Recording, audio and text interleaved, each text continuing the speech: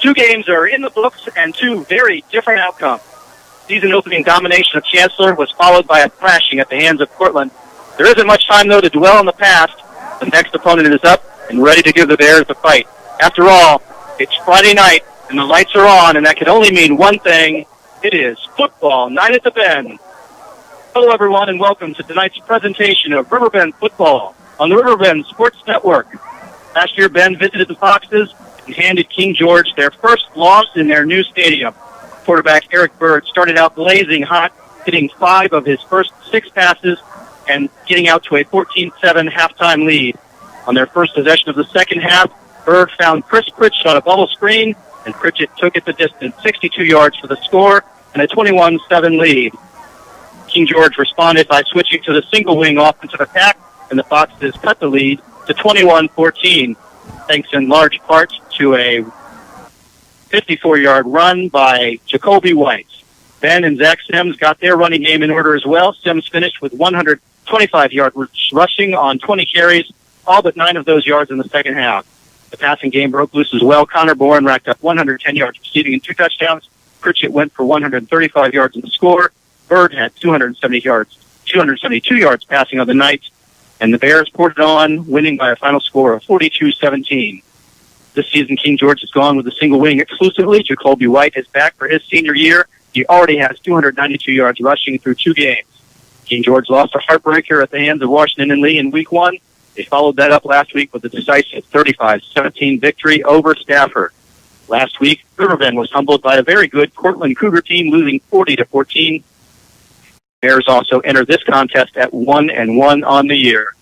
Hello, folks. Mark Coleman here. Thanks so much for spending a beautiful Friday night with us. We expect that this will be an exciting matchup of very contrasting offensive styles, as always. I'm joined here in the booth by my very good friend, Chris Barnett. Chris, the Bears and the Foxes. This one should be fun. Sure, it looks that way for us here tonight. Both teams have a lot of senior leadership. Looks like King George returned 13 seniors this year, and we know how many we have on the Riverbend side. And they need to, both teams looking to get their previous week's results turned around, and still trying to find identities from both of these teams. So they both are 1-1. Both have lost games that they felt like they could win, but they've won games that have looked impressive. So we really don't know what either of these teams really hold in store just yet. Tonight, I guess, is going to show us some of that. Yeah, I think that's what we're looking for.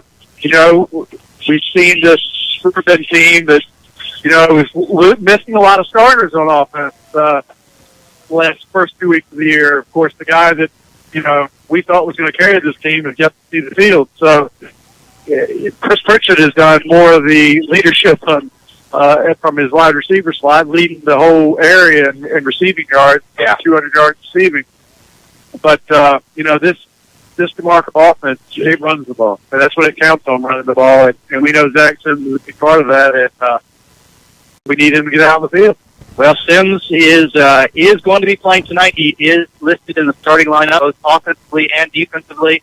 Had a chance to chat with him at practice yesterday. He may not be quite 100%, but he's awfully close. And I tell you, he's got the heart of a lion. He has been itching to get out there and play. He did carry the ball a couple times against Cortland and has seen the field a little bit, but not nearly as much as he would like to. So good to see Zach back on the field. Certainly hope that he's back to his usual self. That certainly is going to be an important part of this Bear Raid offense.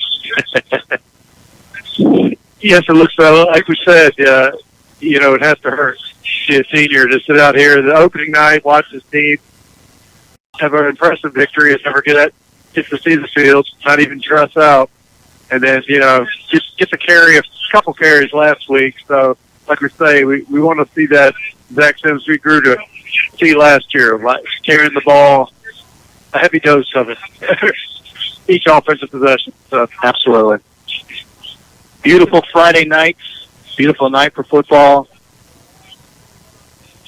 Bit of a late arriving crowd thus far. I'm sure the fans are going to fill up here significantly over the next little bit.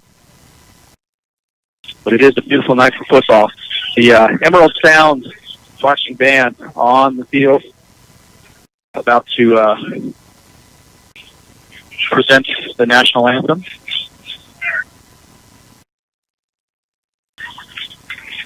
Sharp-looking group in the form of a script R there, Chris. Look at that. That's a sharp little design there.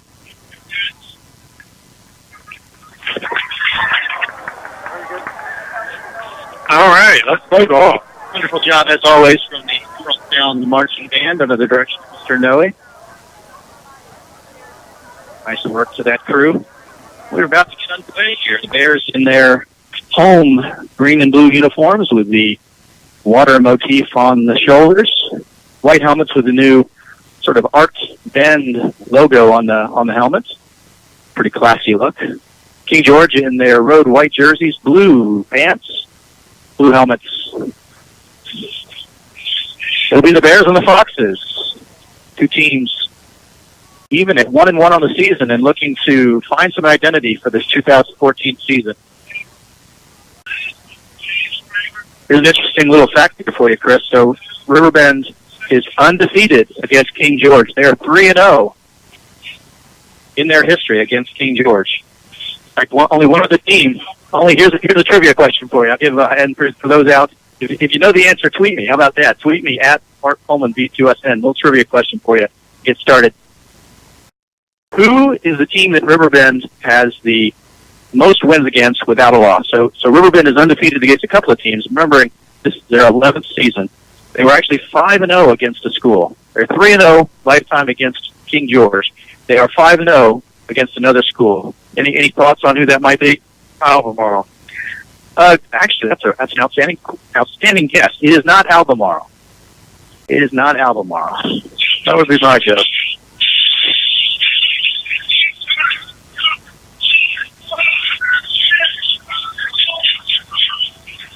I'll get that answer for you here in just a bit as the captains are out at midfield.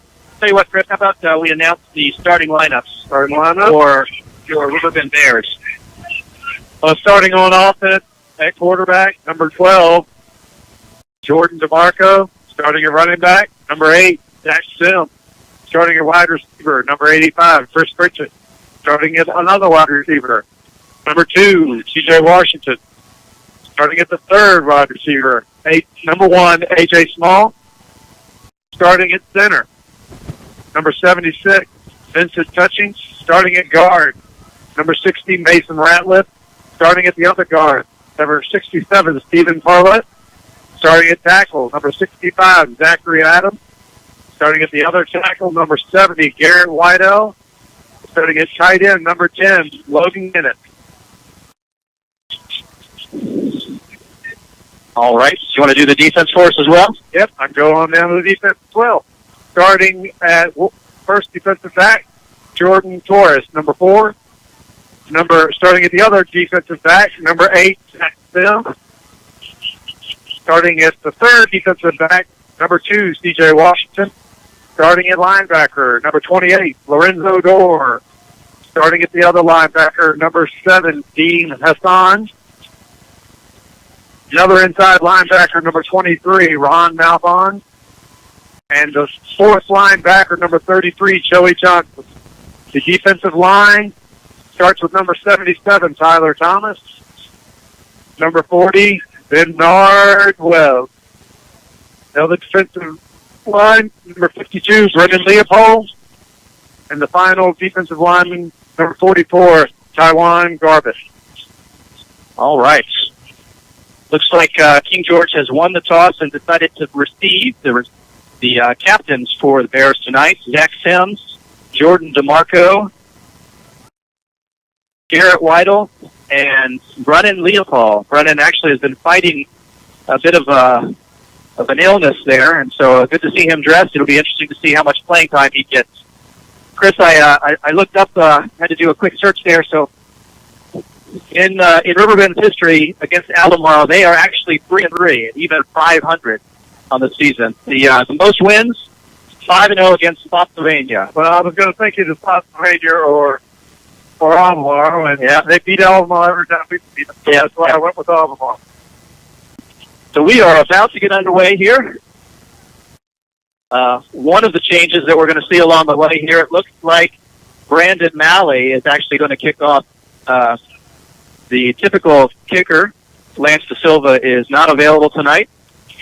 So the fellow that does normally the punting, Brandon Malley, will be in.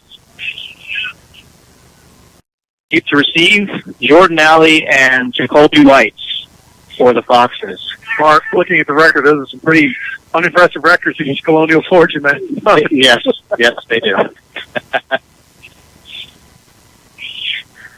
Squib kick, fielded by an up back for the Foxes at the 23. Sidesteps the first tackler, gets across the 30, brought down there.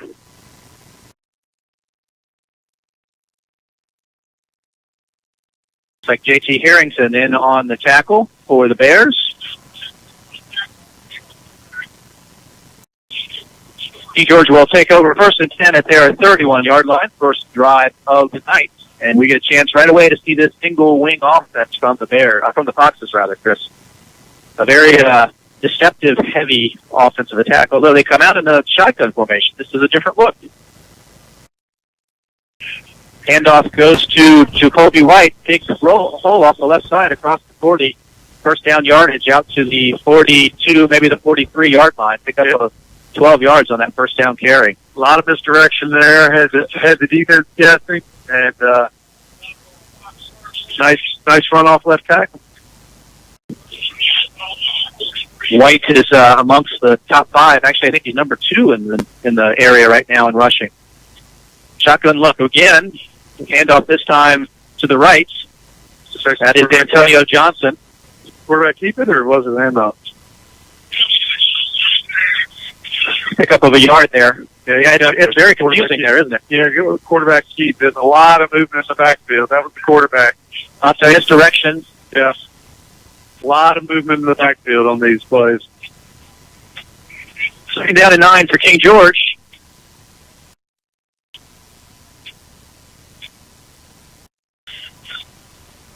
This time it's a quarterback keeper, and, fighting hard for yardage. Got hit in the backfield and carried him for 6 yards. Yeah. I believe that was Will Clips on the carry. He picked up about 5 yards after contact. I think that was Ron Malvin on the tackle. Third down and 4. Ball just across the 49-yard line of King George. Left hash mark as the Foxes move from left to right. White moves in motion. Now in a halfback position. It is a straight handoff to White up the middle. Hit hard and stopped short of a first down. Good defensive stand by the Bears there. He did cross the 50-yard line into Bear territory. So it's 4th and 1.5, maybe? Yeah, fourth down and a good 2. The ball lying on the bend, 49-yard line. He's going to have to get to the 47 for first down. So it'll be 4th down and 2. Looks like they're going to try and go for it. They're going to go for it. And sounded like a big play right off the start of the game. White goes in motion behind Clift. Shotgun formation for the Foxes. Snap to Clift. It's a keeper. He's hit in the backfield and does not get back to the line of scrimmage. Outstanding penetration. That was Taiwan Garbett in on the tackle. Taiwan, I believe Garbett. Lorenzo Dorr and Ron Malvin might have been in on that play as well. So first down and then a turnover. Yeah. Good defensive stand there for the Bears. And Riverbend's got outstanding field position. They'll take over at their own 49-yard line. Just underway here, 9 minutes, 42 seconds left in the first quarter. Bears with their first offensive possession. Late additions, and it looks like Sims is actually not on the field. Sexton is in. Here comes Pritchett on a little jet sweep shovel pass, and not much as the Foxes string that one out. Keep calling them the Bears. I don't know why. Pritchett picks up about 1, gets just to the 50-yard line. You got to question that play call right off the bat there. And everyone always wants to go for it on 4th down, but it's kind of crazy going for it that early in the game. Yeah, it tells you that I think King George knows that they're going to have to score to be able to keep up with this Riverbend team. Here's a handoff to Sims on the right side. Tripped up at the line of scrimmage. Nice play defensively there by Remington Green. Green just able to get a piece of Sims's ankle. He falls forward, gets to the 48-yard line. It's going to be third down and long, though. Not a very good spot, it didn't seem. Yeah. Third down. And another handoff to Sims, looking for room on the right. He's got it. Got the edge to the 41, just to the first down yard marker. It's going to depend on the spot here. If the referee's foot's got it. The old left foot, right foot situation. It's right in front They're going to give it to him. Yeah, he's got it.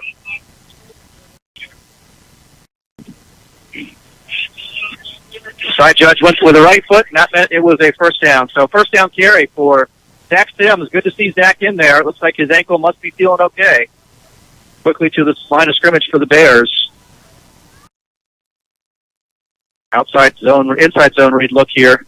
And that is the handoff to Sims. He's got a cutback lane to the left outside across the 30. He's got the edge. Does he have the speed? He is caught from behind and run out of bounds at the 10-yard line.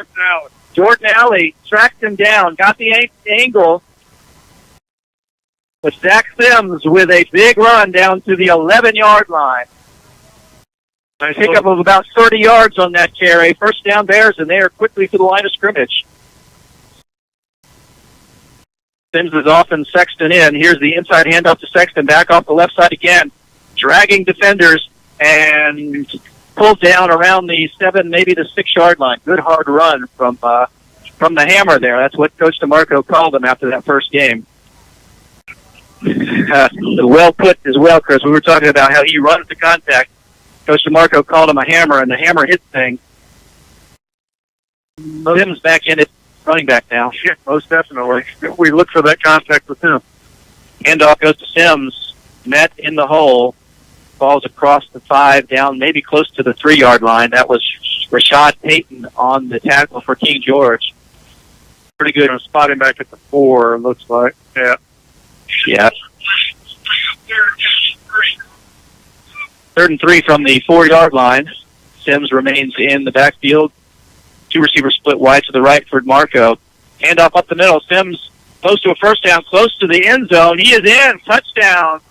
Zach Sims. Touchdown Bears.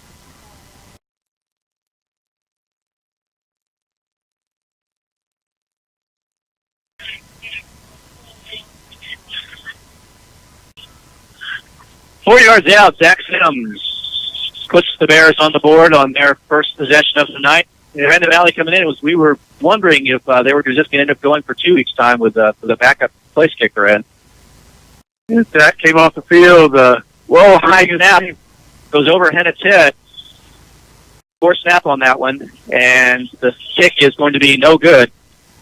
Yeah, I noticed a lot of the snaps at possession in the shotgun were kind of more like lob snaps more so than just, that speedy snapback to the quarterback. Not as crisp as you'd like to see. So about the only miscue in that whole drive is the Bears marched 51 yards on their opening possession, 7 minutes, 13 seconds remaining in the first quarter. Our score, Riverbend 6, King George nothing, and that was a pretty impressive drive there, and it certainly helps when Sims is running like the Sims of old. Yes. Like we said, that Coach DeMarco told us that Zach Sims and Tito Robles love this cutback on that zone read because it's always there on the backside, and that first big carry there proved it. He cut back and had a nice 30-yard run. Got such wonderful vision and such wonderful intuition, really. I think he just seems to sense where that hole's going to be. Valley has the ball teed up. Squib kick again, gets through the first line. It's a big hop. Lying on the ground there, the Foxes do cover it. They will take over at their 34-yard line. So decent field position, but you want to keep the ball out of the hands of Jacoby White. And Riverbend has been pretty effective with that so far. There's Coach DeMarco down here all by himself.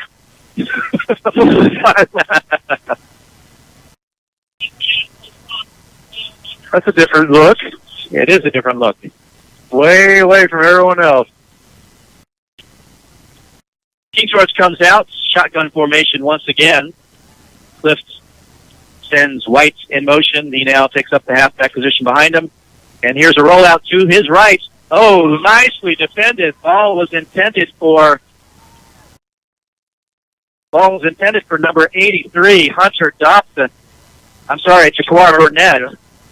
That was Chris Pritchett coming from his free safety position and breaking that pass up. Nice little curl route by the tight end. Yeah, it looked like there was some running room there, too, but Chris guarded in front of him and was able to break up the pass. Designed rollout for Cliff. So 2nd and 10. 2 receivers split wide to the right for the Foxes. Single back in the backfield is White, and here is the run to his right. White, good running lane across the 40 to the 41-yard line. Pick up maybe 7 on that 2nd down carry.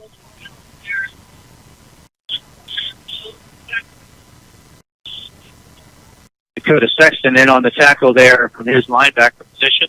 They're going to mark that one all the way out to the 42-yard line. So that's 8 yards on that carry. Brings up 3rd down and a long 2. They're going to have to get to the 44. It's a little bit beyond that.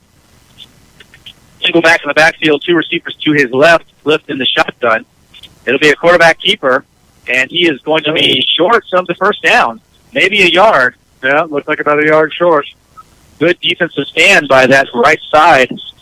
Ron Melvin on the tackle. And King George is going to punt. Ball marked at their own 43-yard line, or at least come out in punt formation. Looks like maybe Matthew Green in for the punt. C.J. Washington deep for the Bears. Good pressure. End-over-end kick. Bounces at the 30. Washington will back away. A nice King George hop. It's going to go inside the 20 and the 15 and down to the 11-yard line. So the Bears will take over their the second possession of this game. 1st and 10 at their 11. And Chris, last time we were here, they started a drive right there, and it ended pretty quickly, if you recall. Yes, that's very true. Nice little one-play drive for an 89-yard touchdown. Let's see what the placards say. We've got like the Captain America fist, the Q, Cal, and the Minions. And, of course, we're seeing the backside. The front side of those placards are not the same. Another low snap. Here's the handoff to Sims. He's looking for a lane on the right, and he gets the edge. Across the 20. Good run. My goodness. Sneaky fast speed from Zach Sims.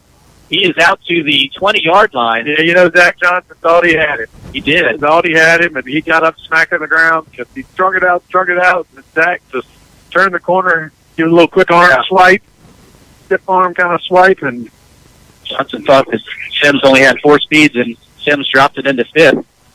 2nd and 2 for the Bears. Another handoff to Sims, trying the right side this time. Not a lot of room, and good defensive play there. And Will Cliff in on the tackle. Stopped at the line of scrimmage, no gain. It'll bring up 3rd down and 2.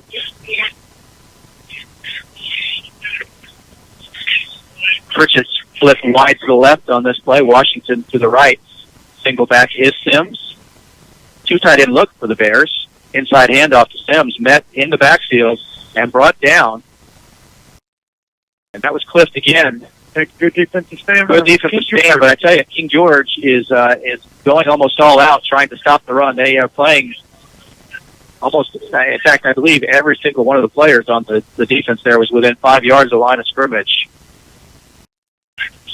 So Riverbend will punt.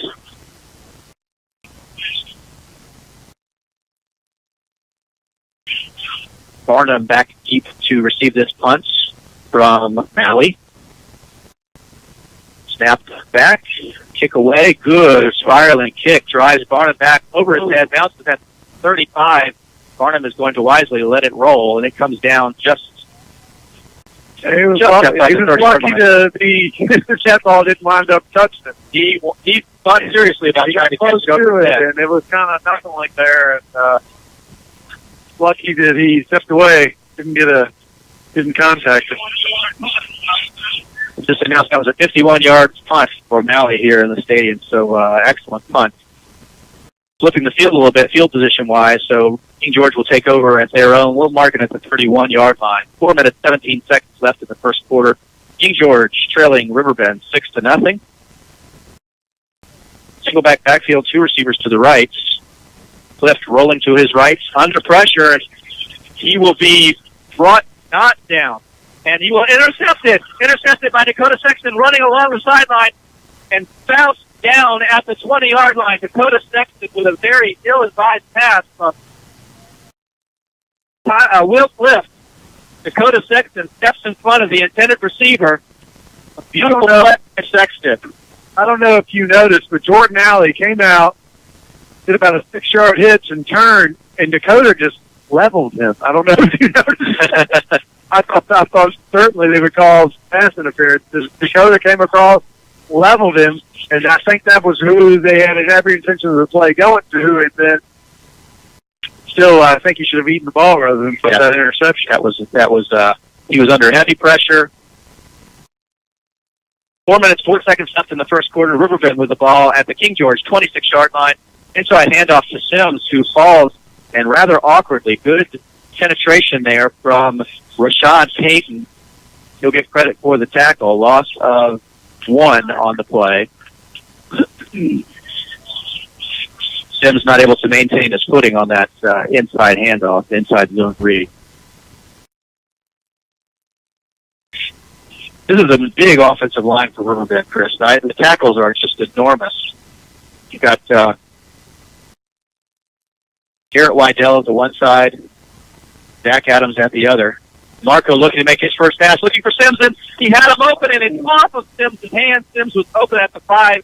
He did have to turn and go over his shoulder just a bit, but that ball was certainly catchable, and I know Sims would have loved to have another chance to catch that ball because that had touchdown written all over it. Yeah, he tried to spin around there and make that would have been a brilliant reception, but as he came down, that ball popped out. So 3rd down and 11, clock stops, 3 minutes, 22 seconds left in the first quarter.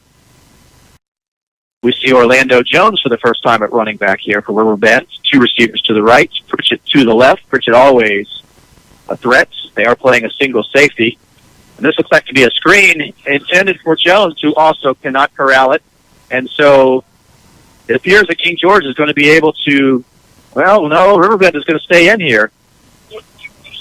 This must have been four down territory. Too far for a field goal and too close for a punt.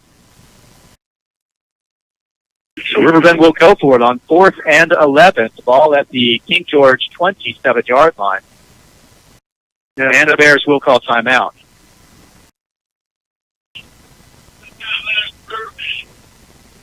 Well, Chris, that pass to Zach Sims. You got to put it in your hat, but you got to believe that Zach is going to do everything he can to make amends for that. Yeah, it was a beautiful pass. I mean, he put it. It was over. Zach turned and tried to catch it back over his body, and he did get it. But as he was, going to the ground, he couldn't maintain possession, and as he hit the ground, it flew up. So DeMarco's tried 2 passes so far this evening, and both have been drops. 0 for 2 on the night. It looked like there was something brewing on that little middle screen pass as well. It's funny, you see it so well up here, you wonder why linemen can't sniff it out. They were all going for it. Yeah. Backing up. Here we go, 4th down. Brooks coming. DeMarco looking. Ball is tipped at the line of scrimmage. It was another screen pass intended for Zach Sims, and it falls incomplete. Zach might have hit the play from King George. There might have been right in the end zone on a touchdown. Yeah. On that one. There was had that not been the field. Certainly would have been a first down. So a good defensive stand for the Foxes. The interception, the Bears are not able to convert into points despite the wonderful field position. King George will take over from their 27-yard line. 3 minutes, 12 seconds left in our first quarter. Riverbend leading this one 6-0. 2 receivers to the left this time for the Foxes. Cliff takes the snap, steps to the right, and runs to the left. Room off the left edge, out close to the 35-yard line. Good carry for Cliff on first down. Big 7-yard run there on first down. Lots of penetration in that backfield. Seeing bodies all over the place, but able to pick his way through and get the yardage. 2nd down and 3 for King George.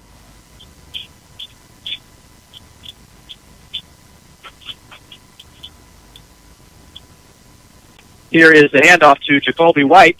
He's got room up the middle, across the 40, and has a first down for King George. White with a nice carry, 5 yards or so on that carry. Ball out to the 42-yard line. It'll be 1st and 10 for King George from there. Clock rolling now, 2 minutes, 22 seconds to go in this first quarter.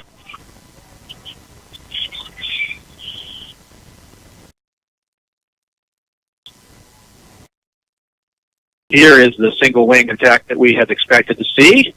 Lots of misdirection. Handoff goes up the left sideline. That is Jordan Alley, number 5. That was a big game-saving tackle right there. The last defender tripped him up. Yeah. Yes, it's certainly confusing up here. It's hard to tell who has the ball, so that's the reason for the delay. Lots of good fakes in the backfield. Got about 4 kids running in different directions, all making it look like they have the ball. Only one of them obviously does. Cliff takes the snap. Here's a handoff to White, and he is met in the backfield. Good play. Let's see who that was. That was Brennan Leopold. Wonderful play from Leopold, stopping White short of the line of scrimmage. Slight loss there, back to the 50 to bring a 3rd down and 2. Good penetration there from Leopold. He comes off for a rest. Maybe some fluids. Good to see that he's been out there after having been sick this week. So 3rd down for King George. Direct snap to Jacoby White. He is mad at the line of scrimmage, and he's stripped by Joey Johnson. He's running free at the 30, the 20, the 5. Touchdown Bears! Joey Johnson. That was one of those shots. Jacoby White, the defense stood him up. Johnson strips the ball. It comes straight to him, and he rumbles in from 50 yards out. Touchdown Bears. Yeah, he had first down yardage too, but I guess he kept fighting, kept digging, and that ball flew out. And we're sitting here watching. I was getting ready to tell you it was a good little run for him there to get the first down, and then the ball shoots out, and we see the Riverbend defender headed the other direction. So Riverbend will try the point after touchdown. Malley on. Try this one again. Snap is much better this time. The kick is up. It is wide to the right. Second match start going up 2 every time. 42 seconds left in the first quarter. Riverbend leads this one 12-0. Couple of good defensive plays thus far from the Bears. One that they were able to convert and one that they weren't. I think that they've got King George thinking now. No, it's one of those things at the high school level, Chris. A team gets out to an early lead, a 2-touchdown lead in this case. It's hard for that opposition to stem the tide. We saw it last week against Portland. They jumped out to a quick start. Riverbend tried to come back, but it's a hard thing to do to turn momentum. Same thing we did to Chancellor, a big 89-yard touchdown. Yep. And last week, Cortland threw a 97-yard touchdown. And just, like DeMarco said, we have young men here that they don't have the resiliency yet to really bounce back. They do something bad and they think, oh, here it is. So here's Malley with the kickoff. We expect another squib kick, an interesting little clapping routine or ritual there by the kick coverage. Oh, off of the defender who jumps on it quickly. Did he cover it? It looks like he did. That was a line drive directly into Chris Gray, who was able to corral it. So King George will start with good field position once again at their 43-yard line. That was a dangerous play, and that looked to be something that was intentional by the Bears. The King George offense comes back on the field, trailing now 12-0. Not a lot has gone right for the Foxes here this evening thus far. And it looks like they are going to get away from that single wing look. And some confusion on the field. They will call timeout. First timeout called on the night by King George with 38.5 seconds left in our first quarter. Fans, want to say thank you to one of our sponsors of tonight's broadcast, Snap Fitness in Harrison Crossing Shopping Center, basically right in the front yard of Riverbend High School. If you're looking for a gym and looking for convenience, I'm not sure how you could do much better than that. Right outside of Riverbend High School in Harrison Crossing Shopping Center, 24/7 access. Stop in, say hi to Steve, tell him that you heard about it on the Riverbend Sports Network. I think that he will probably give you a free 1-week pass.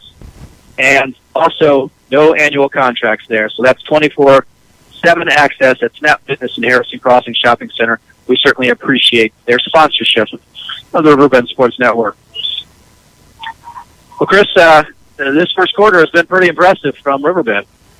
Yes, it has. A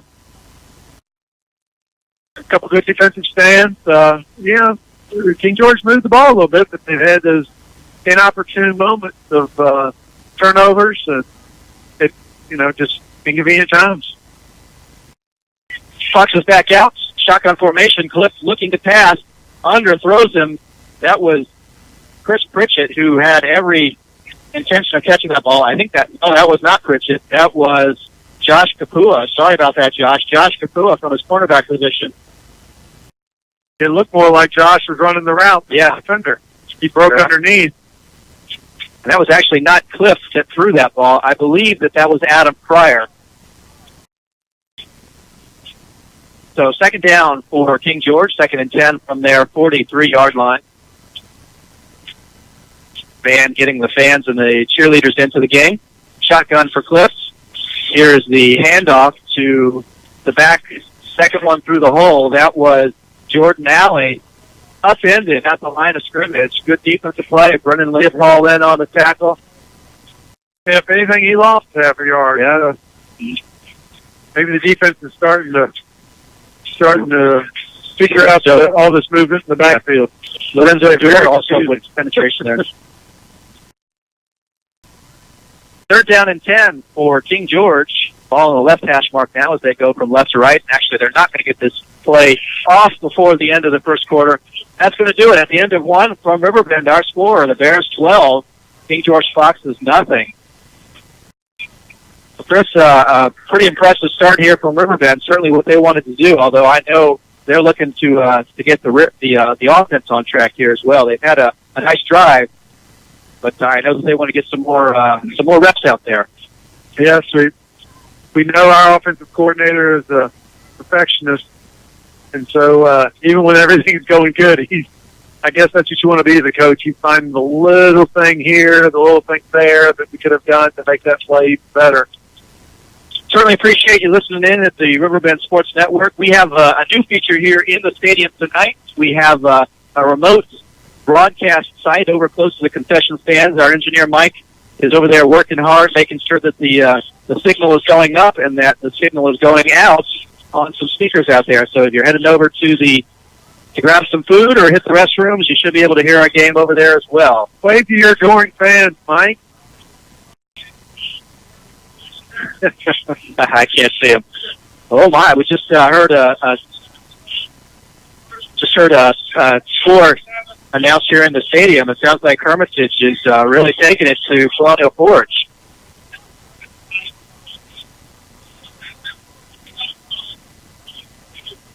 How about that? FLSvarsity.com being announced here. Oh, strange look in the backfield. The entire backfield moved, but the ball did not. That'll be a false start on King George on 3rd down and 10. It'll make it 3rd down and 15. As the Foxes now move from right to left as we observe the action. The lights are on here. A beautiful night. Ending a beautiful day in Spotsylvania County, Virginia. I think the high was only about 75 or 76 today, Chris. It was absolutely beautiful. Yes, it was. Still a little warm for my liking. No, it's nice and cool. So the ball just inside the King George 38-yard line. It's going to be 3rd down and 15 for the Foxes. Shotgun formation for Cliff. 2 backs in the backfield. Single receiver split wide to his right. Cliff takes the snap, hands it off to the running back who just throws it out of bounds. That was Jacoby White. He was on the run. Heavy pressure. Heavy pressure put on by Brennan Leopold. Taiwan Garbett back there as well. Brings up 4th down and 15. And the Foxes will bring out a punt formation. We have a timeout on the field here. Was there a penalty? There is a penalty flag on the play. Let's see what the call is. There was no one in the area of that pass. It's possible it was...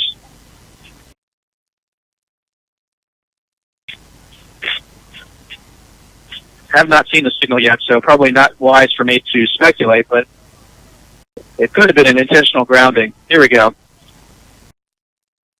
And the call is an illegal forward pass. No, he said, no, it was not an illegal forward pass. Intentional grounding. Lost it down, 4th down. That's kind of funny, Chris. So he initially indicated illegal forward pass, and then he said, no, he shook his head, no, that's not what I meant. And then it gave the intentional grounding sign. So, early 4th down and half a mile here for the Foxes. The ball back at their 24-yard line. I believe that's C.J. Washington deep for the Bears, standing at his 35-yard line. Riverbend should have good field position. Good pressure from the Bears. Nearly got to it. The ball hits at the Bears' 45, bounces to the 40, and inside the 35-yard line. It'll be touched dead there. We got some scores. Got some scores. We got in the first quarter, Hermitage 21, Colonia Ford 7. And also in the first quarter, Cortland 7, Louisa nothing. Mountain View 6, James Monroe nothing in the first quarter. And Stafford 7, Albemarle nothing in the first quarter. And Culpeper 7, Madison County nothing in the first quarter. That JM Mountain View game intrigues me. We'll get to that in just a moment. Here's Riverbend. Quickly gets to the line of scrimmage. DeMarco with a swing pass out to his right. Sexton has it in stride. Has a seam across the 45 and the 50. Big hit and brought down at the King George 49-yard line. Antonio Johnson with a good tackle there. A good open field tackle on Sexton, although Sexton certainly was not really looking to avoid contact. Yeah. I know you'll find it hard to believe that Dakota turned and ran right at the defender. He is, there was out of bounds, and then there was the defender, and he chose the defender. Quick handoff to Zach Sims, and he is wrapped up, gets back to the line of scrimmage. Good defensive play there by Ryan Buckle.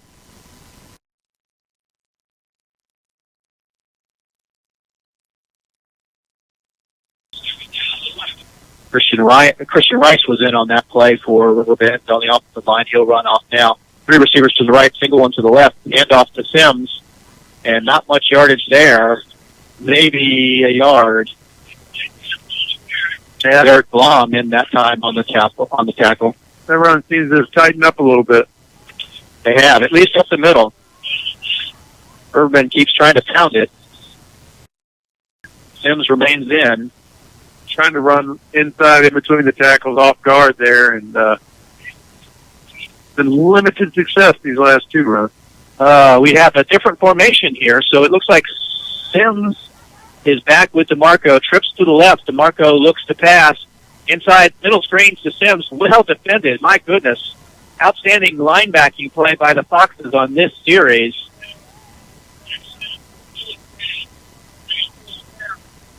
See if I can get the right name here.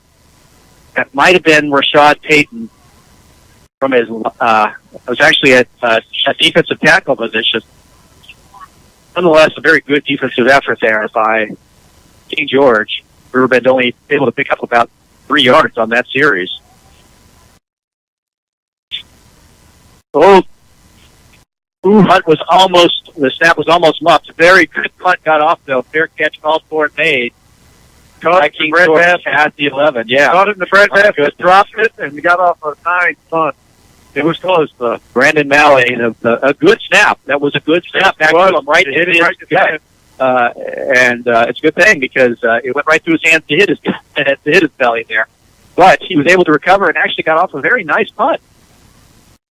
King George will take over. Ball marked about the 12-yard line here. 9 minutes, 42 seconds to go in the second quarter. King George, nothing. Riverbend, 12. And King George comes out, shotgun formation again, 2 receivers to the right, single back in the backfield is White with Cliff. And it's a direct snap to White, who looks for room off the right side. There is not much there. Good defense from the Bears. He is stopped short of the 15-yard line. Was that Johnson, actually? Yes, it was Antonio Johnson on the carry. I called White there. That was number 6, Antonio Johnson, on the direct snap. Yeah, I think you're going to have to be multidimensional. You're going to have to, and so far they really haven't respected their passing game because they haven't been doing much with it. So they're kind of loading up on the run right now. Just a yard on that first down carry. Receiver split wide to the left this time for Cliff. The quick bubble screen, very quick on the defense. Ball is incomplete. That was Bernard Webb on the coverage. He got there just as the ball did, breaking it up, intended for Willie Calloway. That's going to bring up 3rd down and 9. I don't think that Webb realized that he was that close, but timed it perfectly. Yeah. When you look at the tape, it's going to look beautiful. 3rd down and 9 for King George. Remember, folks, that you can tweet us at RBSN Football. We have a new Twitter handle. Here is a double handoff and penalty flags fly, and Riverbend strings this one out, and not much gain, maybe a yard. That was Jordan Alley ultimately getting the ball. Cliff took the snap, handed it off to White, who handed it off to Alley. There, almost certainly a holding call here. Looks like a hold in the backfield, but I don't know. And it is holding and will be declined. That'll bring up 4th down. You know, they only gained a yard on the play. That was really close back there. It was. They had him back at like the 2, and he was able to break away from the tackle and get back out to make a 1-yard gain on the run. Yeah. TJ Washington is standing at the King George 38-yard line waiting this punt. He now backs up to the 40.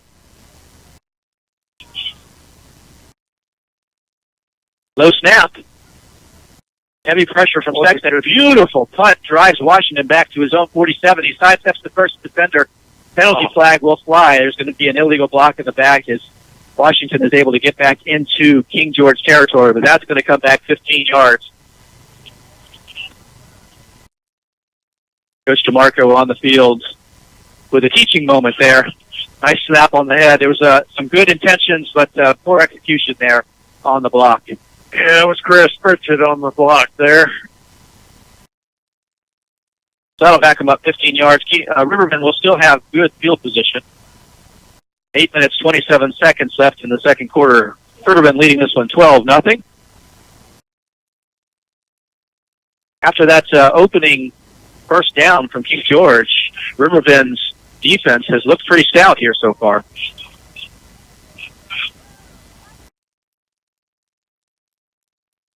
So the ball is going to be marked back at the 34-yard line.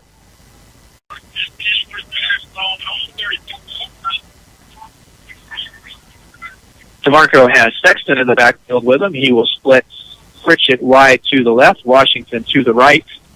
2 tight ends on the field. King George. We have a timeout here on the field, charged to Riverbend. I think Riverbend starting the student section starting the USA Soccer chant. Yeah. They believe that we will win. 8 minutes, 27 seconds left in our second quarter. Once again, appreciate you listening in on the Riverbend Sports Network. Remember, you can tweet me. I am at Mark Coleman B2SN. You can also tweet Mike, spanning the Twitter account tonight, in addition to everything else he's doing. So any comments, anything that you'd like to get out there at RBSN Football. That's Riverbend Sports Network, RBSN.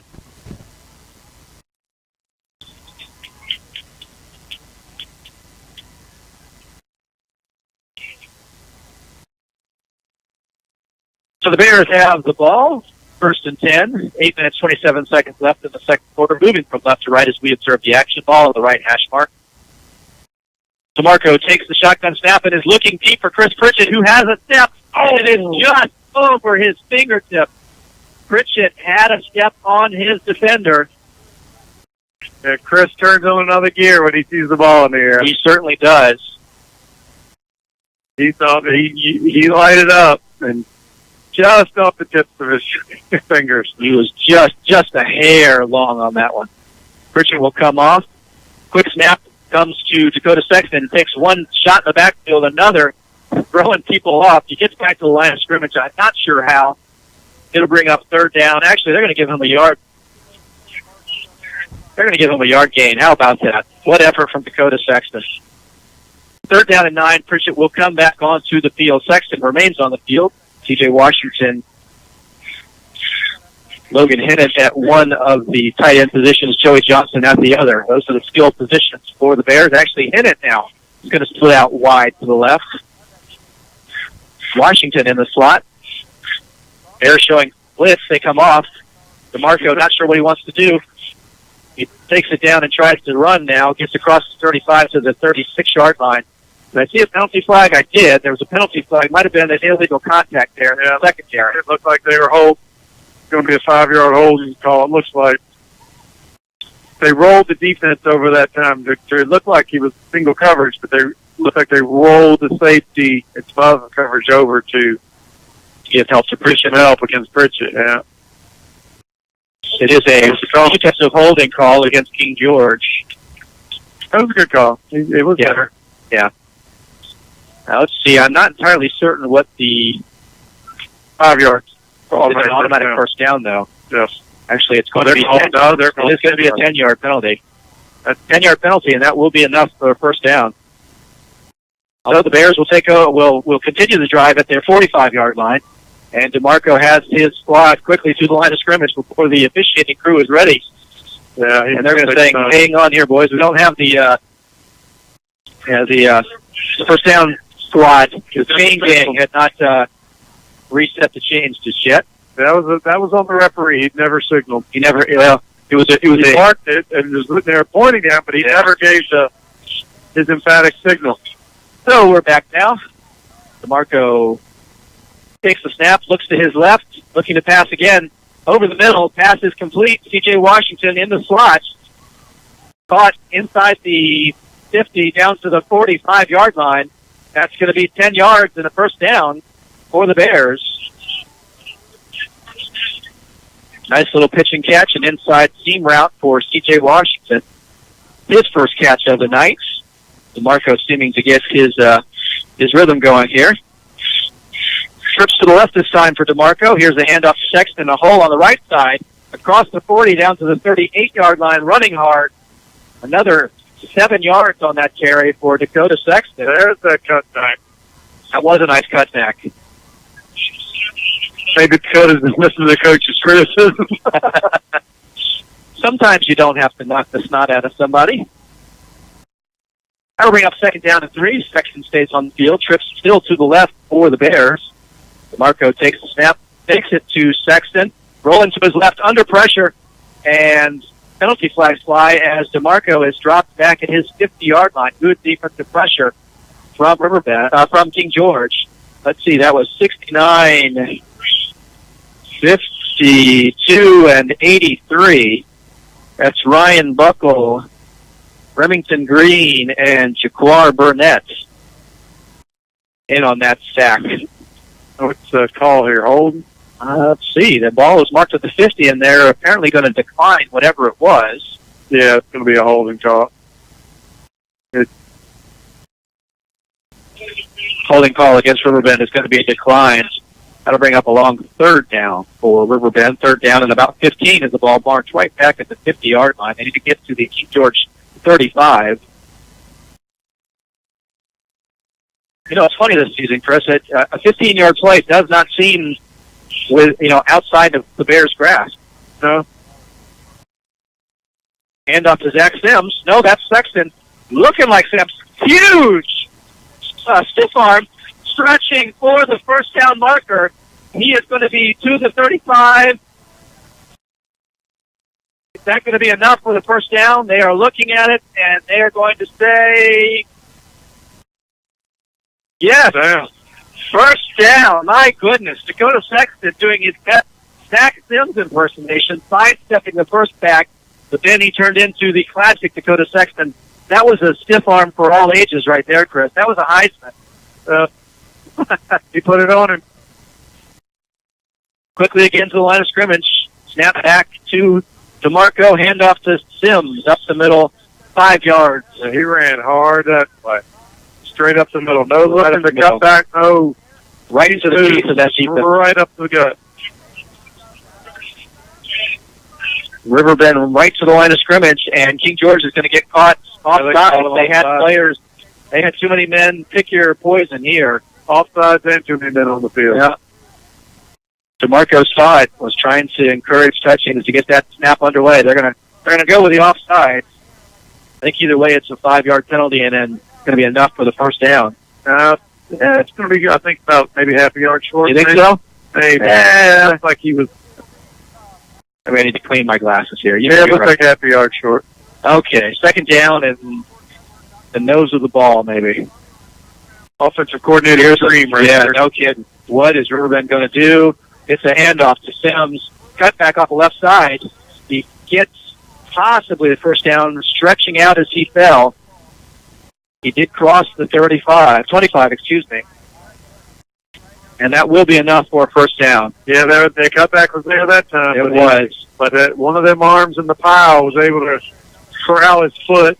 That's right now that they have just barely gotten a piece of Zach's ankle. And it's been enough to bring him down. First and 10 for the Bears. Once again, quickly to the scrimmage. Handoff to the left to Sims. He weaves through traffic, gets back to the line of scrimmage, but not much doing there. Good defensive stand from King George on that one. No gain. We'll call it second down. Actually, maybe even a loss of 1 yard. Second down and 11. Healthy dose of runs to Sims. You got to believe that there's going to be a deep ball to Pritchett here in the near future, Chris.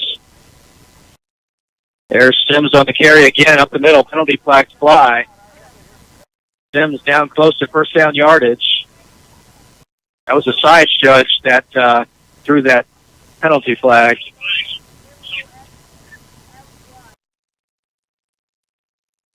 It is a sideline warning against Riverbend.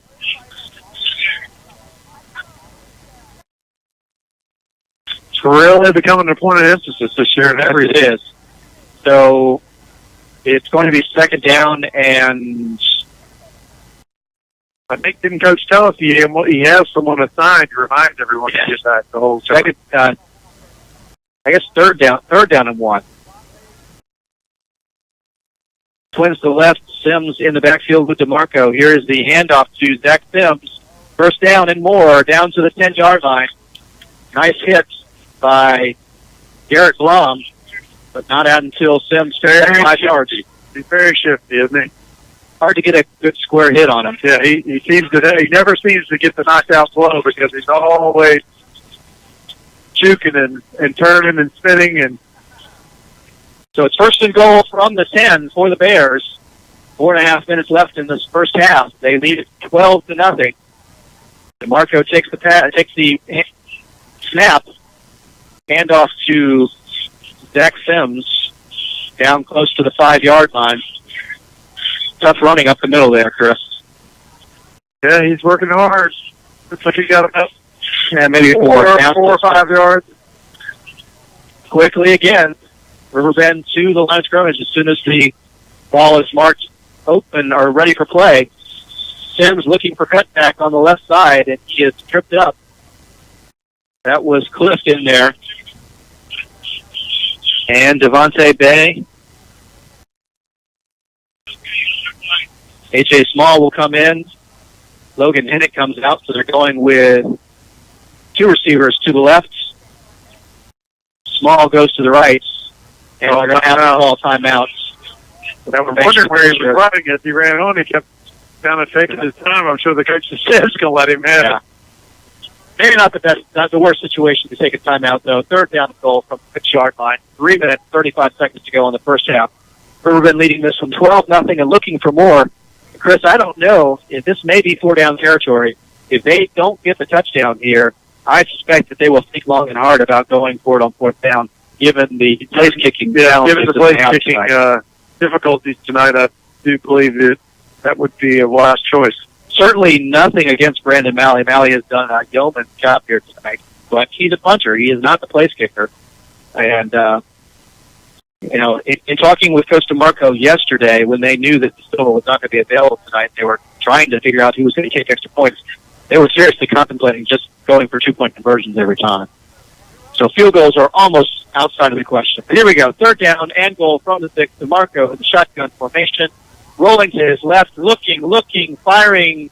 It will be caught short of the goal line, just short of the goal line. The clock will continue to run. It'll be fourth down and goal. The ball marked. We'll call that the 2-yard line. Yeah, that's maybe the 2.5. 2.5, something like that. Far side, long ways. Far side, yeah. About as tough to see as you can get. Fourth and goal. DeMarco takes the handoff. Takes the snap, hands off to Sexton, into the end zone. Perhaps untouched. Touchdown Bears. Jordan DeMarco with the handoff to Dakota Sexton for the touchdown. I guess we'll officially call that 3 yards. And the offense will stay on to attempt the 2-point conversion. Dakota gesturing to the bench. Feed me. Yes. Like that attitude. He's counting the ball. He just keeps turning to the bench. They certainly like that attitude. Sexton in the backfield. Pritchett split to the left, and whistles and a penalty flag will stop this play before it starts. Movement. It is going to be encroachment. Offsides against St. George. So that'll be a half the distance play. That moves it from the 3 to the 1, to the 1.5. Good man. Good man. Thank you. I did that. I had to look at my toes before I to correct myself. Come on, man. Let's see what they do here. Ball is on the far hash mark, the left hash mark. Will the Bears try to run it here? DeMarco rolling to his left. Not much room over there. He tosses it, and it is incomplete. And how that was not a pass interference, I don't know. But nonetheless, incomplete. So the 2-point attempt fails, but at the 3 minutes, 3 seconds to go in the second quarter, our new score, Riverbend 18, King George nothing. And, Chris, another good, impressive drive from the Bears. That quick play caught them the one time they needed it. They needed a little bit of help to help them get a first down. And, it's catching it's hard for defenses to stay up. They're constantly pounding the ball, running the ball, and we'll see. But I think it's definitely going to pay some dividends in the second half. There's probably going to be a worn-down defense come later in the game because that was a long drive. Yeah, you're absolutely right. And pounding it up the middle, lulling the Foxes into believing that there's going to be runs up the middle is going to open up passing lanes, I feel. And I'm telling you, Pritchett hasn't been a big factor in this game thus far. I feel like Pritchett's going to bust another long one here tonight before this is all set done. Malley has the ball teed up.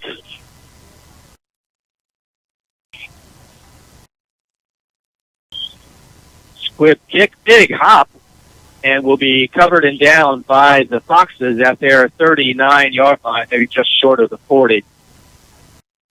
So 3 minutes, 1 second left in this first half, and King George will try again. Good field position again. The Foxes have had good field position all night. Ball will be resting just touching their 40-yard line. Ball placed on the left hash mark. Chris, I'm a little surprised. We have not seen very much of the single wing at all here tonight. course, and just as I say that, what do you have? Single wing. Here we go. Cliff takes the snap. Handoff goes to the right. And well defended. Antonio Johnson on the run. Might have gotten a yard. That one wasn't as confusing. That one was pretty straight, yeah. So Chris, the Bears' defensive coordinator, is the former defensive coordinator and also the former offensive coordinator for King George. So that would be Robbie Henderson. So he certainly knows this single wing offense, knows its strengths, knows its weaknesses, knows its keys. And I think that maybe King George has been going with a different approach here, knowing that the Bears were ready for this. Here we go with another single wing. It is a handoff in the backfield. Riverbend is all over that one. No respect whatsoever for the pass. Yeah, that was Brendan Leopold. Maceo Christmas in on the tackle there as well. Jacoby White dropped for a yard loss. 3rd down and 10 now. Clock is rolling. We are at the 2-minute mark. Well, White's rushing numbers certainly are not what they had been for the first 2 games of this season. And I know that the Bears fans are happy for that. Single wing again for King George. Snap comes to Cliff. He fakes the handoff and is going to run it himself. And Bernard Webb says, "No, sir, that is enough for you." Bernard Webb with a beautiful tackle. Cliff might possibly have gotten 1 yard on that carry. Lorenzo Dorr also in on the tackle for the Bears. It's sort of a nice thing when you got so many green shirts around that ball carrier. It's hard to tell who really is credited with the tackle. Yes, it was. Oh, big snap. High snap. And blocked! Big block by Vincent Touchings, and it goes out of bounds. Is that Vincent Touchings? Please tell me. Tyler Thomas. Tyler, I am sorry, young man. Tyler Thomas just reaches out. It was a high snap, and he leveled the punter while at the same time blocking that ball. My goodness, Tyler Thomas with a big block of a punt. I think he was as shocked as everybody else. Yeah, too. 1 minute and 3 seconds to go. Riverbend will take over at the King George 24-yard line. Yeah, the ball, he turned the opposite way looking for where the ball went, and it flew out of bounds on the near sideline. Sexton goes in motion. DeMarco with a fake pass to him, and now a seam up the middle. He's going to run the ball, looking for yardage down the right sideline, pushed out of bounds, but that is close to first down territory. Nice run by Jordan DeMarco. Chad Blazer chasing him out of bounds, but first down carry for Jordan DeMarco. Jordan showing some wheels there. How about that, Chris? I think we have an injury timeout here as Dakota Sexton is down on one knee at the 20-yard line. Dakota's doing the same thing he did a couple weeks ago. I know he won't want to hear that, but he did the exact same thing he did 2 games ago.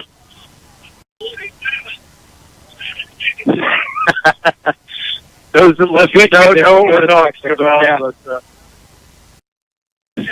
he's signaling to the bench saying he doesn't know what's going on. Yeah. So it is first down, 48 seconds to go in the first half. Ball at the 13-yard line. Bears showing pass. DeMarco rolling to his left under pressure, throws it complete to a back in the backfield. He'll get positive yardage down inside the 10-yard line. There's no timeout with 32 seconds to go. Yeah, they're going to have to move quickly. Not sure who that was that caught the ball, but he should have gotten out of bounds. Quickly to the line of scrimmage, 24 seconds now in this second quarter. Ball whistled ready, second down. DeMarco takes a snap now, rolling to his right, under pressure, looking, firing for Pritchett. Yeah, and that is complete. That is not Pritchett, but that is not going to be enough. 4 o'clock management there, 1 second, 2 seconds, and DeMarco clocks the ball. Did he get it off in time? I don't think it was third down. 0 zeros, 0 showing on the scoreboard. And they're going to say it is the end of the half. My goodness. Some 4 o'clock management by Riverbend there. pass thrown short of the end zone and caught. I did not get the name of the player that caught the ball. Certainly can't blame him. You know, to throw the ball to him, you want to try to catch it. But unfortunately for Riverbend, that meant that the clock continued to move and they had no timeouts left. Nonetheless, that is the end of our first half. Our score, Riverbend 18, King George nothing. Thank you so much for listening in on the Riverbend Sports Network. Mark Coleman, Chris Burnett here with you.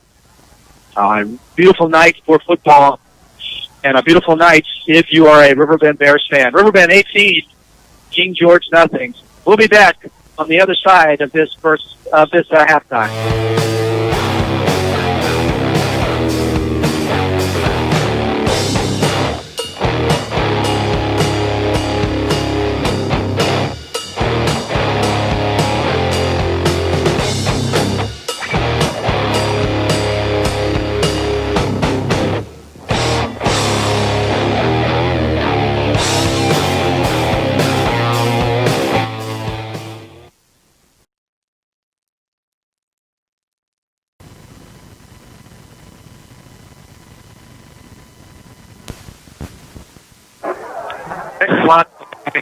Everyone gymnastics. Yeah, everyone needs a brainchild like Coleman to hook up all these gizmos and iPhones and all kinds of stuff to what we're using to broadcast here. Sometimes I wonder, you know, we got to hold our mouth the right way and put some extra gum in different places, but somehow it all comes together. We got Chris scores too. If you want. Got some halftime scores. Awesome. Yes, we got Hermitage 35, Colonial Forge 21, North Stafford 7, Brook Point 3. Wow. Cortland 21, Louisa 7, James Monroe 24, Mountain View 13, Colonial Beach 14, Franklin nothing, Eastern View 14, Orange nothing, Massaponax 13, Chancellor 3. My goodness, that's a kind of a shocker. Dinwiddie all over Caroline 42-0. Stafford and Albemarle in a close contest in the third quarter, 14-7 with Stafford leading. Culpeper 14, Madison 6 at the half. Wow, there are some shockers, to me at least, in that. Chancellor put up a good fight this weekend. I talked to one of their coaches this morning that said if they don't score, a victory for us tonight is keeping them from scoring as much as everyone else let them score. This is exact word. No, they have certainly accomplished that. 13 points from Massaponax. That's quite something. Folks certainly appreciate the sponsorship. Remember, Snap Fitness in Harrison Crossing Shopping Center, a big sponsor of Riverbend Sports Network, also a sponsor of Riverbend Sports in general. Certainly appreciate everything that they do for the area. Very close proximity, convenient location, 24/7 access. Remember, stop there, say hi to Steve. Tell him you heard about him at riverbendsportsnetwork.com, and I think he'll give you a free one-week pass and no annual contract. Thank you to Snap Fitness. We'll get some halftime stats for you here. We are about to get underway in the second half. King George lining up to kick. They'll be kicking from left to right as we observe the action. Bears will get the ball. They have the lead 18-0. Get the ball first here in the second half. Deep kick. This kicker is good kick. That's going to get into the end zone. Let me quickly get in some of those first half stats. We had Jordan DeMarco, 6 of 10 for 39 yards passing. Zach Sims, 18 carries, 79 yards, a touchdown. Dakota Sexton, 5 carries, 31 yards, and a touchdown. Riverbend had 10 first downs in the first half. And White for King George, about the only offensive presence of 8 carries, 31 yards, and they've had 2 first downs. So kind of an ugly first half. So yeah, we're trying to see some better offensive showing here in the second. Bears able to hold White to well under his season average. Foxes show blitz. Here's a handoff to the left to Zach Sims. He has running room. That's going to be about 8 yards on that first down carry, testing the left side of that line of scrimmage. Yeah, he tried to turn it up.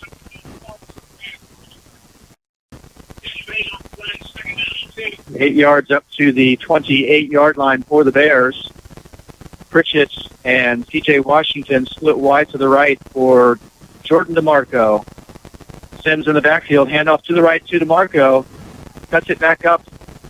Gets to the 30-yard line. He's stacked up there. It'll be close to a first down. looks like he will have just enough.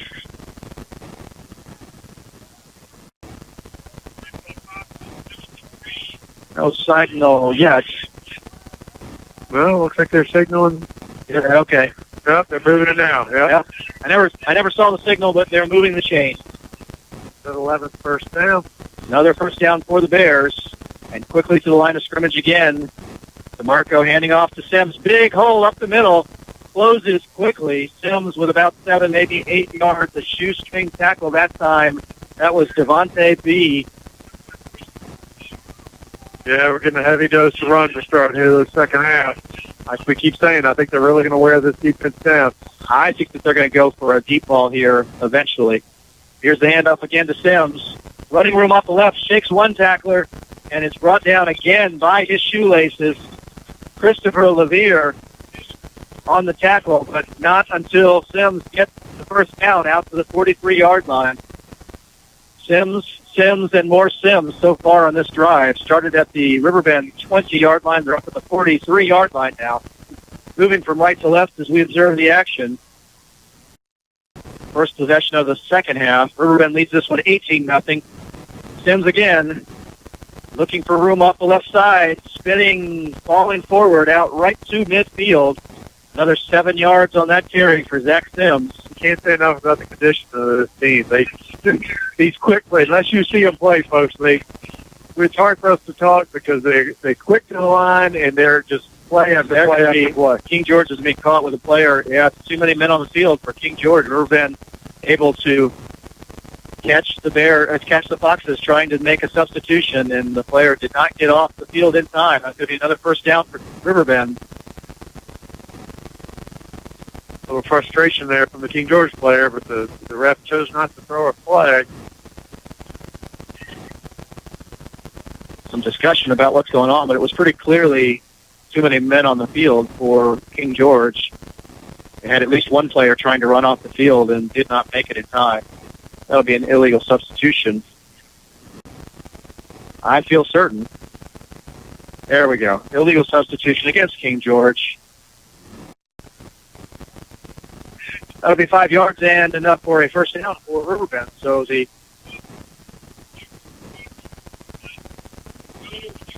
Riverbend will have the ball at the King George 45-yard line. First and 10 minutes, 14 seconds to go in the third quarter. Riverbend on the march. Dakota Sexton in the backfield now for DeMarco. The Foxes show blitz, and I believe the young man did get, and Sexton had lots of room up the middle and made their safety pay for it. I don't think Devontae B wanted to get in front of Sexton, but Sexton bowled him over. But this is going to be blown dead. Offsides penalty going to be called against King George. Dakota can't be happy. A big run like that, call it back. Yeah. We got an 18-0 score here in the third quarter. That was a 10-yard run, really, for Sexton that was nullified by the defensive penalty. First down and 5 for the Bears. Ball now at the 40-yard line. 10 minutes, 7 seconds to go in the third quarter. Bears on the march. And it's been all on the ground thus far. And why not do it again? Hand off to Sexton. Room up the middle. Now goes to the left. 1, 2, 3 would-be tacklers shaken. He gets down to the 31-yard line. Jacob Lindsay just saw what it's like to run into Dakota Sexton. Well, we do have a penalty flag. Let's see what this is going to be. It will be against Riverbend, and it will push them back. So it's going to be holding.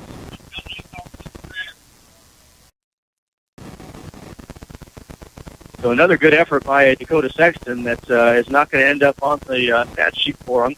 He had 20 yards off his numbers right there. A hammer. There's a nice ring to that. That's a good football nickname right there. Not bad. I still like Stonebreaker. That was the best name of that's the name for a linebacker ever. Yeah. Hand off to Sexton. Lots of room off the left side. Runs through one tackle and bowls over V again inside the 40, down close to first down. Sorry, that was actually Jordan Alley that he bowled over. Rashad Payton gets credit for the tackle. Handoff this time to Orlando Jones. Lots of room up the middle. Runs over another linebacker down to the 30-yard line. That was actually a defensive back, Devontae B. They're really playing close to the line right now. Not respecting the pass at all, but not able to stop the run either. Jones will stay in the backfield for the Bears. Two receivers split wide to the right for Jordan DeMarco. Another quick snap and another handoff. Jones rumbling through the middle of that offensive line. Good push from that offensive line. Inside the 25 to the 24-yard line. Orlando, a big young man. Yes. You just see his legs. He is. Orlando Jones, 5'9", 224.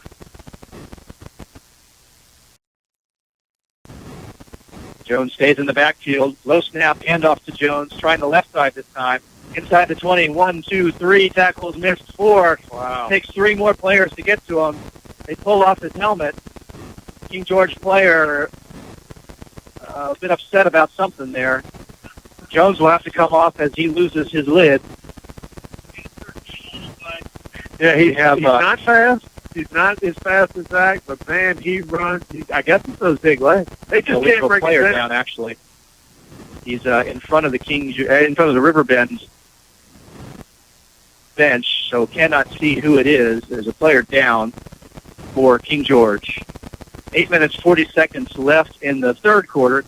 Riverbend's moving the ball on the ground quite effectively. The ball now first and 10, just outside the 10-yard line. Ball being marked at the 11. First and 10 from there. Riverbend leading this one 18-0 as the injured King George player is attended to. He is up and on his feet now. That is Jaquar Burnett walking off under his own power. Oh, didn't see what happened, but he was in the vicinity of those big legs for Orlando. Yes. Might have gotten a knee to the He's gotten his bell rung. noggin. So first and 10 for the Bears. Zach Sims back in the backfield for Jordan DeMarco. They're looking to the sideline. It looks like there's some confusion about personnel. Confusion on the King George side, though, as well, and the Foxes actually called timeout. That was probably fortunate for the Bears, because it appears that there was some confusion on their sideline as well. So they will regroup. We will take a breath. Boy, this team moves quickly, Chris. Yes, they do. Don't get me, like you said, it's hard for us to get a word in. It's coming right down the field, play, especially like when they're able to move the ball the way they're moving it. The clock not stopping. They're just pounding the ball. Coming right down the field. Nothing but runs on this drive so far. It started back on their 20 after a quick kickoff to start the second half. So they have used up 3 minutes and 20 seconds thus far.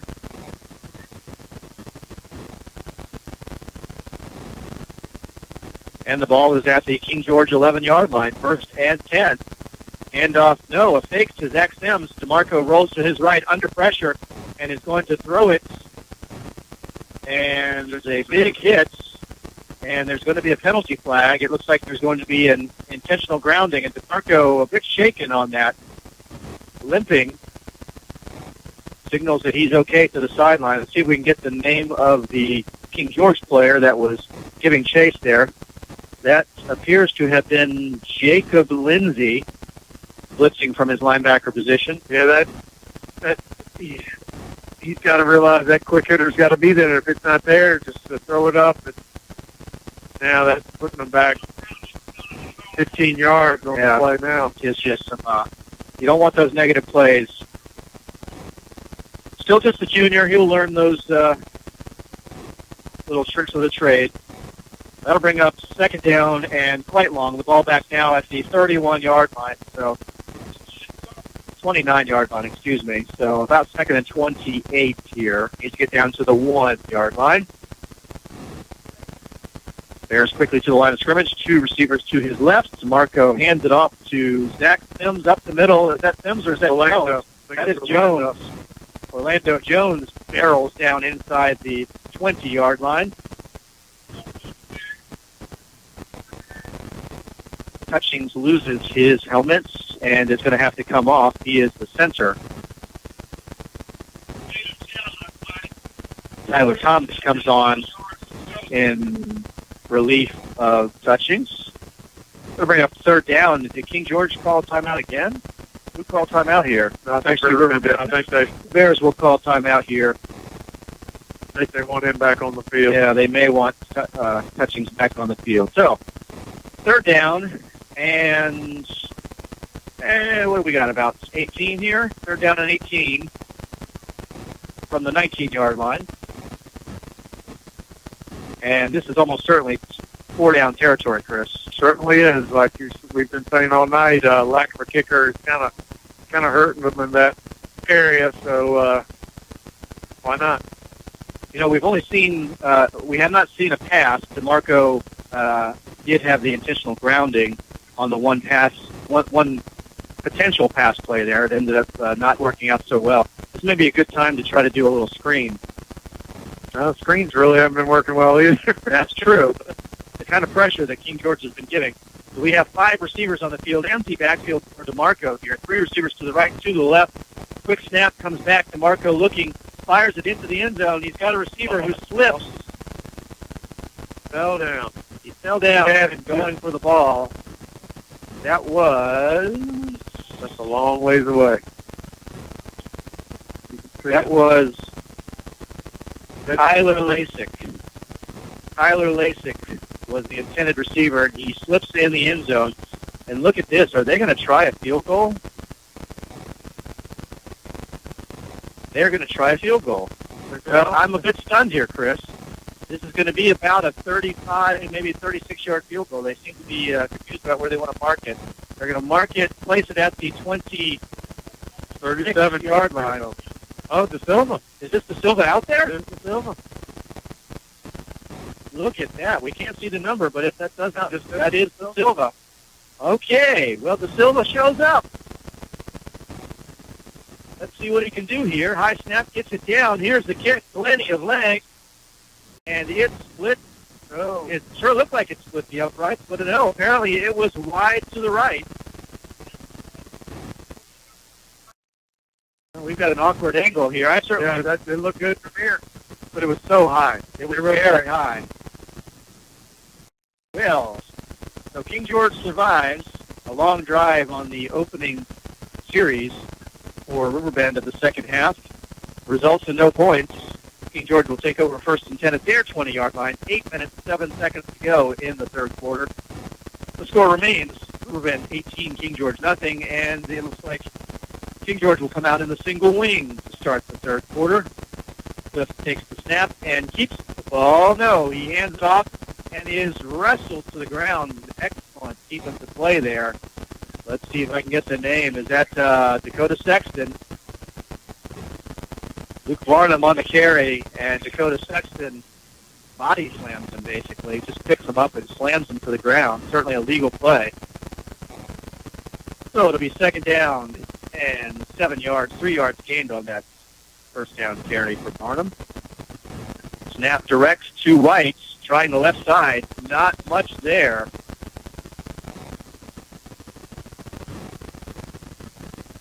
No, that was not White. I'm sorry. That was Zach Johnson. Bring it up third down.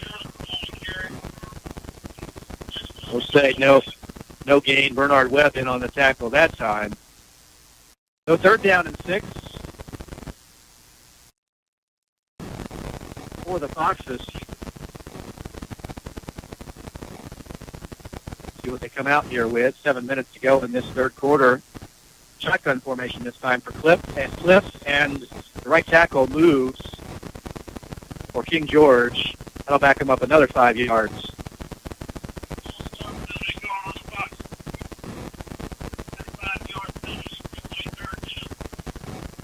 Bit anxious there, Chris. Yes. Eager to fire off and try to get a good block. So, third down and 11 now. The ball at the 19-yard line. Has to get out to the 30 for the Foxes. They have had trouble moving the ball since, pretty much all game. Confusion in the backfield. It's going to be a throw, and well overthrows the intended receiver. That was Thomas Jenkins, the intended receiver. I believe that was Cliff on the pass. Incomplete nonetheless, and they'll bring up fourth down, and this deep in their own territory. I think King George has to punt here. Actually, Jacoby White that's back deep to punt. I don't know if Riverbend realized that that's White back there. That is not their normal punter.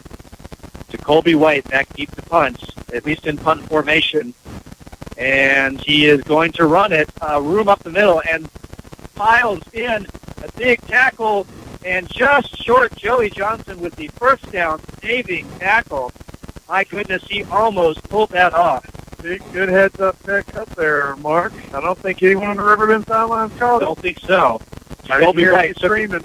took 2 steps as though he was going to punt it, and then just busted up the middle and almost had enough. He broke the first tackle attempt at least. It was a hard hit from one of the Bears. I did not get the number, but it was not enough to bring White down. Joey Johnson combines on the tackle there, and it is indeed Shorts. Little doubt about that. I'm not sure why there's question or confusion. He had to get to the 30. How would you, Chris, why would you have to measure when you know that it was on the 20-yard line to start off with? What's the... Wouldn't think This is very strange. May just be, they're going to measure. I have never seen. I guess they're calling for it. I suppose, but the ball is clearly short of the 30-yard line. It was marked as you had to start at the 20. Well, it's high school football. They're trying, folks. And what do you know? It was short. Okay, so Riverbend officially takes over. I don't think it was. Must not have exactly been at the 20 because that flag wasn't exactly on the third, but it should have been. Yeah, sure should have. I mean, it's not from the spot on the kid. I know it's not from the spot on the kid. It's the spot of the line of scrimmage unless you miss, and then if it's inside the 20, you move it to the 20. So the Bears will take over 1st and 10 at the, let's call it the 30-yard line. It's technically the 29 as it's inside the 30. Orlando Jones in the backfield for DeMarco. He takes the handoff and is going to run and pump those legs and get down close to the 25-yard line. He had about, 12 or 15 King George tacklers in there. He was pushing, not literally, but it certainly looked like that. There are a lot of white shirts around Orlando Jones, and he moves the pile for about 4 yards. And we got Vincent Hutchins coming off saying, I'm losing my helmet on subsequent plays. You got to call hands to the face. Tyler Thomas in at center now. Snap comes back, handoff to Jones. Penalty flags fly. And 1 or 2 King George players fly, and there's some fist pumping, and there's a penalty flag as well. King George, or Riverbend rather, that was Tyler Thomas, who was certainly proud of a block that he laid. Let's see what the call here is. 2 penalty flags, 1 at the beginning and 1 at the end of this play. That was certainly an impressive block by Thomas, though. He has every right to be proud of that. Was his celebration a bit excessive, however, is the question. It might have been the second flag. It was in that neighborhood. I think down at the end, I think that was Dakota at the end that went flying. It was a single number, so I thought it was Dakota. It really put a punishing on somebody. So we have an official discussion here at the ball, which is currently resting just inside the 20-yard line. It would be enough for a first down if it stands. Riverbend clapping. This may be 2 penalties against King George. I was wondering. Now they're going to pick it up and move it back. I was wondering if you knew that Broad Run was split up this year. Did you know that? What do you mean? The school was run and the school was split. I had someone come in my business this week whose son is going to the new high school, which was... Those are going to be 2 penalties against Riverbend. The first was an illegal procedure, and the second was an unsportsmanlike conduct. So 20 yards worth of penalties against Riverbend. So instead of a first down, it's going to be second down and Second down and 30 is what it should be. It's close to that, at least. Second down, 27. Yeah, that sounds about right. That's what they're announcing here in the stadium. We'll call it second down and 27. The ball at the 47-yard line. That sounds right. They've got to get down to the 20-yard line. Second down and 7. 3 receivers on the field for Riverbend. Bubble screen to A.J. Washington moving inside. He'll get down to the 20-yard line. That's actually A.J. Small, A.J. Small, not T.J. Washington.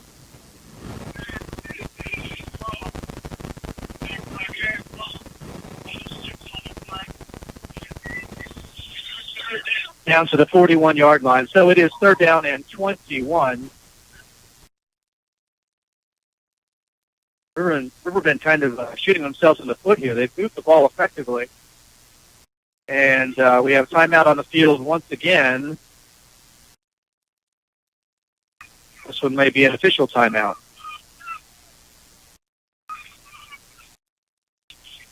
Oh, it's an offside call against King George, so Riverbend will pick up 5 courtesy yards there. Makes it a little bit more manageable. Third down now and 16. Now, what's your 3rd and 16 call? I think it's Dakota's exit off right So back. I would like to see a slant to Chris Pritchett. Pritchett is one-on-one on the left side. He's got Antonio Johnson lined up against him, I believe. And I think that Pritchett can take him. There's no safety help. Safety help He's over the top. You're right. Oh, he's wide open. Pritchett is open, and DeMarco cannot get it to him. He's under heavy pressure. He gets past some positive yardage past the line of scrimmage. Well, he was wide open. He was open, but not enough time to get the pass away. That's a read that has to come at the line. You have to see that there's no safety help over the top. You have to take it. You just have to take a quick hit. And even if you lob it up, you've got to Give your receiver a chance. Give their chance for it. Fourth down and 13. The ball down now at the 33-yard line. DeMarco able to get 3 yards on that run. Pritchett now also single coverage to the left, and again, the same look. No one covering him. Here's the pass. It is a screen pass to Sims, and he's got all kinds of room. To 10, to 5, touchdown, Zach Sims. We do have a penalty flag across the field. For now, we have touchdown signals, but it appears that A.J. Small may be called for a penalty here.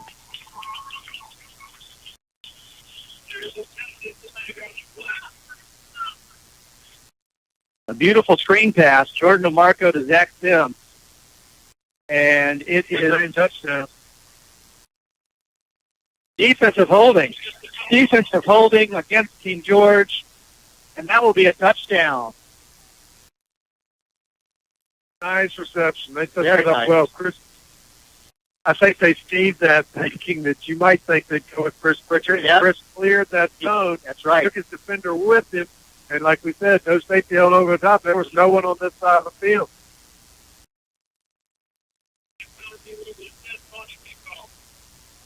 So, De Silva will come in for the extra point attempt. 33-yard touchdown pass. 33-yard pass. Jordan DeMarco to Zach Sims for the touchdown.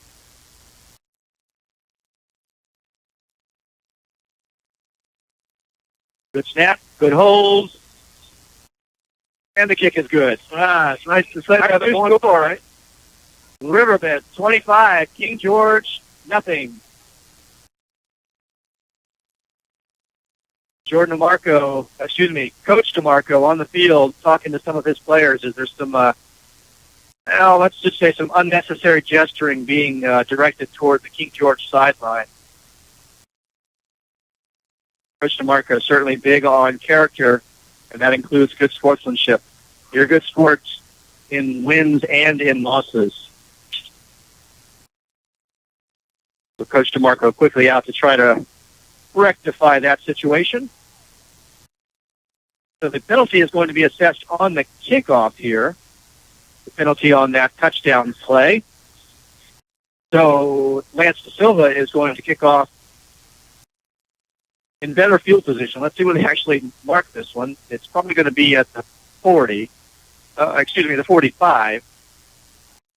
Now let's make it the 50. Yeah, they're going to say the 50. So De Silva will kick off from the 50-yard line. He certainly has very impressive legs, so he can easily reach the end zone from here. The question is, do they want to do that, or do they want to try to do a squib kick? I think giving the ball to King George at their 20 would be a pretty desirable situation. So if I'm a betting man, I'm betting that De Silva is going to let loose on this one. The question is, can he split the uprights from here, Chris? This will be a 60-yard field goal. Here's the run-up and the kick. It is high. It is deep. It is just short of the goalpost, but into the end zone. I think he got a little bit underneath that one. He looked like me when I chili dip a 9-iron. Just get under it just a little bit. Want to get it up there, get it up in the air. And what are you going to do, Yes. Well, we do have some scores? More scores here. We've got Hermitage 35, Colonial Forge 21. Wow. No update from halftime for that one.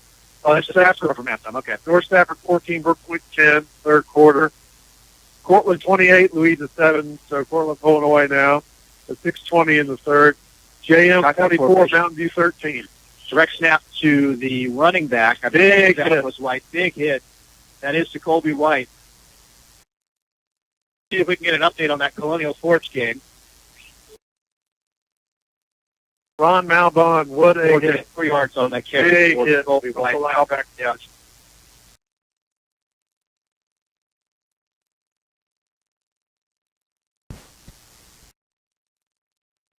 (42-28) the score. Is that Hermitage?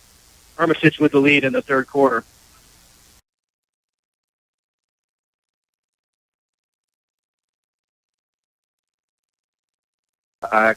Run to the left here. Let's see. That is Zach Johnson on the carry. He is going to be out close to first down yardage.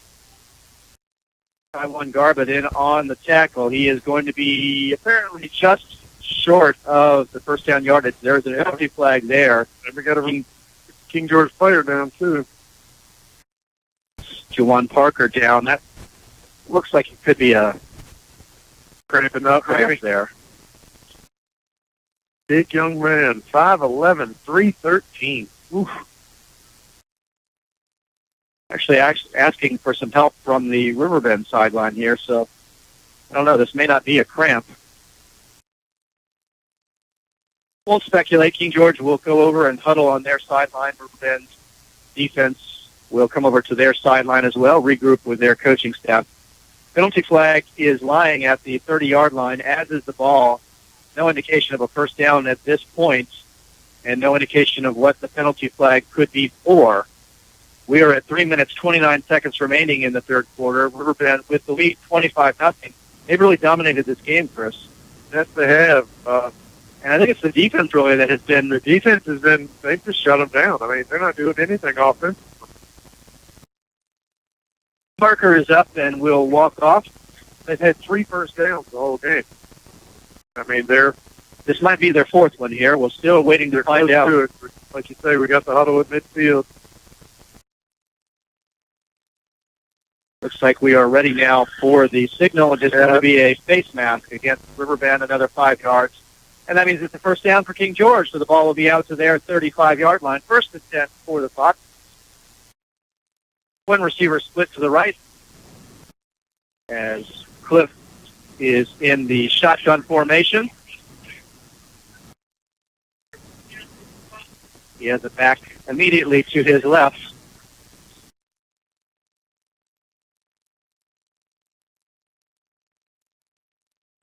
That is not Cliff. And he is. He turned the wrong way that time. Great defensive pressure. Let's see if we can figure out. That was Tyler Thomas. Tyler Thomas just playing like a king here tonight. They're trying to give Riverbend some of their medicine there, going past the play. That was Johnson on the quarterback keeper. This is a direct snap to Jacoby White trying the right side. He's got a little bit of room.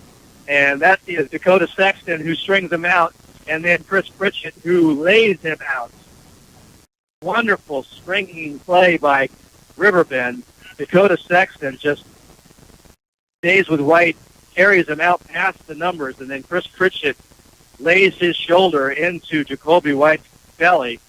Beautiful form tackle. They're going to mark him forward progress up to within a yard of the line of scrimmage. But I tell you, these Riverbend players keep calling for that.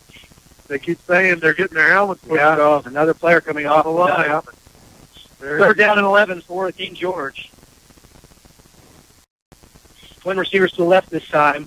Johnson under pressure. He does not see it. Leopold is there. Taiwan Garbett is there. That is a sack for the Bears. Brennan Leopold. Taiwan Garbett. Yeah. Brendan blew up the play. I mean, he was right through the line. No.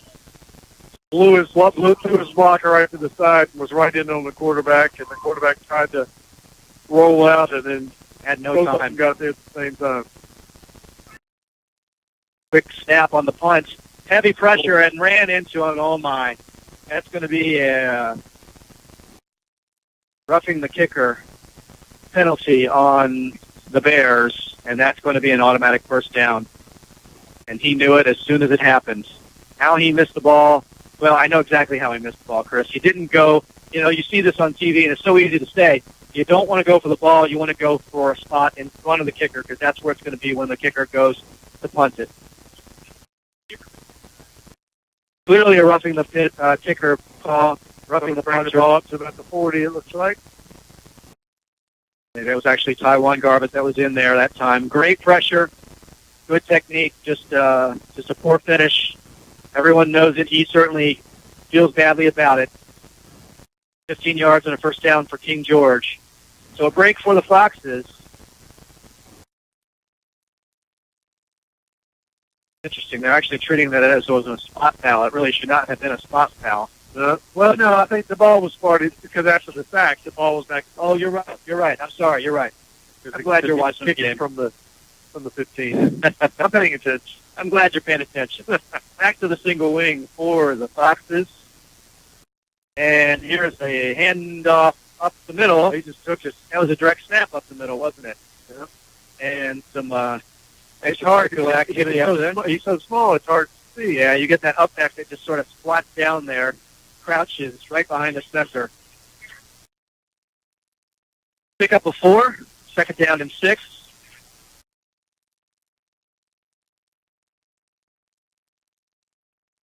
Single wing again. This time it is a handoff, trying the left side, and maybe a yard, maybe a yard. Jordan Alley on the carry. He'll get to the 45-yard line. We'll give him a yard on that one. Tyler Thomas will come in to spell running Leopold. Ron Melton in on the tackle that time for the Bears. Approaching a minute left. We got a minute, 15 seconds left in the third quarter here. 25-0 game. Riverbend leading. I think this team wants to pitch a shutout tonight. I think so, too. Foxes 3rd and 5 from their 45-yard line. Single wing, snap, handoff to Jacoby White, trying the left side. He is going to be short of the first down, out close to the 47-yard line. Yeah, they're going to mark him at the 47-yard line, short by 3. So it'll be 4th down and 3. And it appears that Riverbend, King George is going to punt Chase Parker in punt formation. See, this is where they should call the fake punt. DJ Washington back to receive for Riverbend. High snap, and they are going to try to run it. Riverbend not able to defend, and that is going to be a first down carry for the punter. Good call there, Chris. I don't think that was the intent. I think he didn't think he was going to get the punt off, so he took off running. The snap was a bit offline. I think he was the original. He's the punter. He is the regular punter. Yeah, I think he said the call. Yeah. Said, I don't think I'm going to run it. So. Thomas was trying to get pursuits, was not able to seal the corner, though, and Parker got there and picked up the first down. So Chase Parker on the carry gets it across midfield to the Riverbend 48-yard line. This drive will continue. 25 seconds to go in the third quarter. More single wing looks from King George. Here's the snap and the handoff to White, and White has looked to pass, and that has got to be, clearly that was an intentional grounding. White threw it almost at his own feet under heavy pressure. Let's see who we can figure out was in on that one. That was Brandon Webb. Brandon Webb. Bernard Webb. Bernard Webb. I get his name wrong every time. Sorry about that. Bernard Webb. That's easy to get confused. Yes, it is. Well, I should know better, but so intentional grounding the call.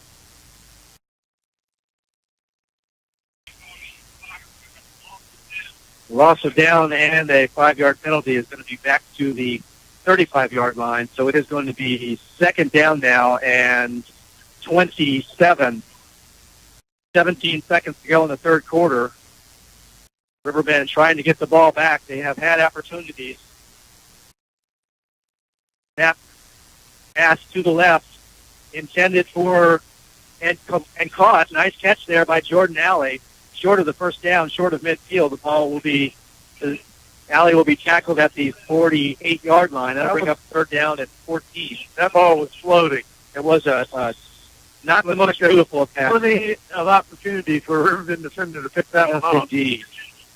Well, that's going to do it for the third quarter. We will move to the fourth quarter here from Riverbend. Our score, the Riverbend Bears 25, King George nothing. Riverbend looking dominating, particularly on defense. If we can bring up some more scores here at the start of the fourth.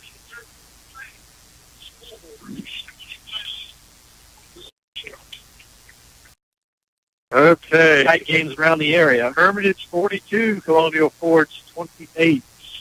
Hermitage looking to make amends for a disputed double overtime loss to Colonial Forge last year.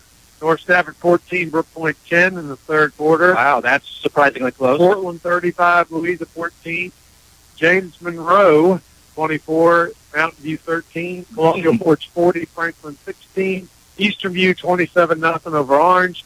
Massaponax 19-3 over Chancellor. Those Chargers hanging in there. Stafford now turning out all over Albemarle 35-7. That Stafford team's pretty good this year. And Culpeper 28, Madison 14. So that's the majority of the scores we have. I didn't even mention the Caroline score for those that are interested. It's pretty ugly, 65-0. Third down, 14 for King George, now moving from right to left as we start this fourth quarter. Direct snap and big pressure, under all kinds of pressure, and sack. Brought down is Johnson. That is Bernard Webb. I got your name right this time. Bernard Webb cleans up the tackle and gets the sack. We have penalty flags. There's a free timeout on the field.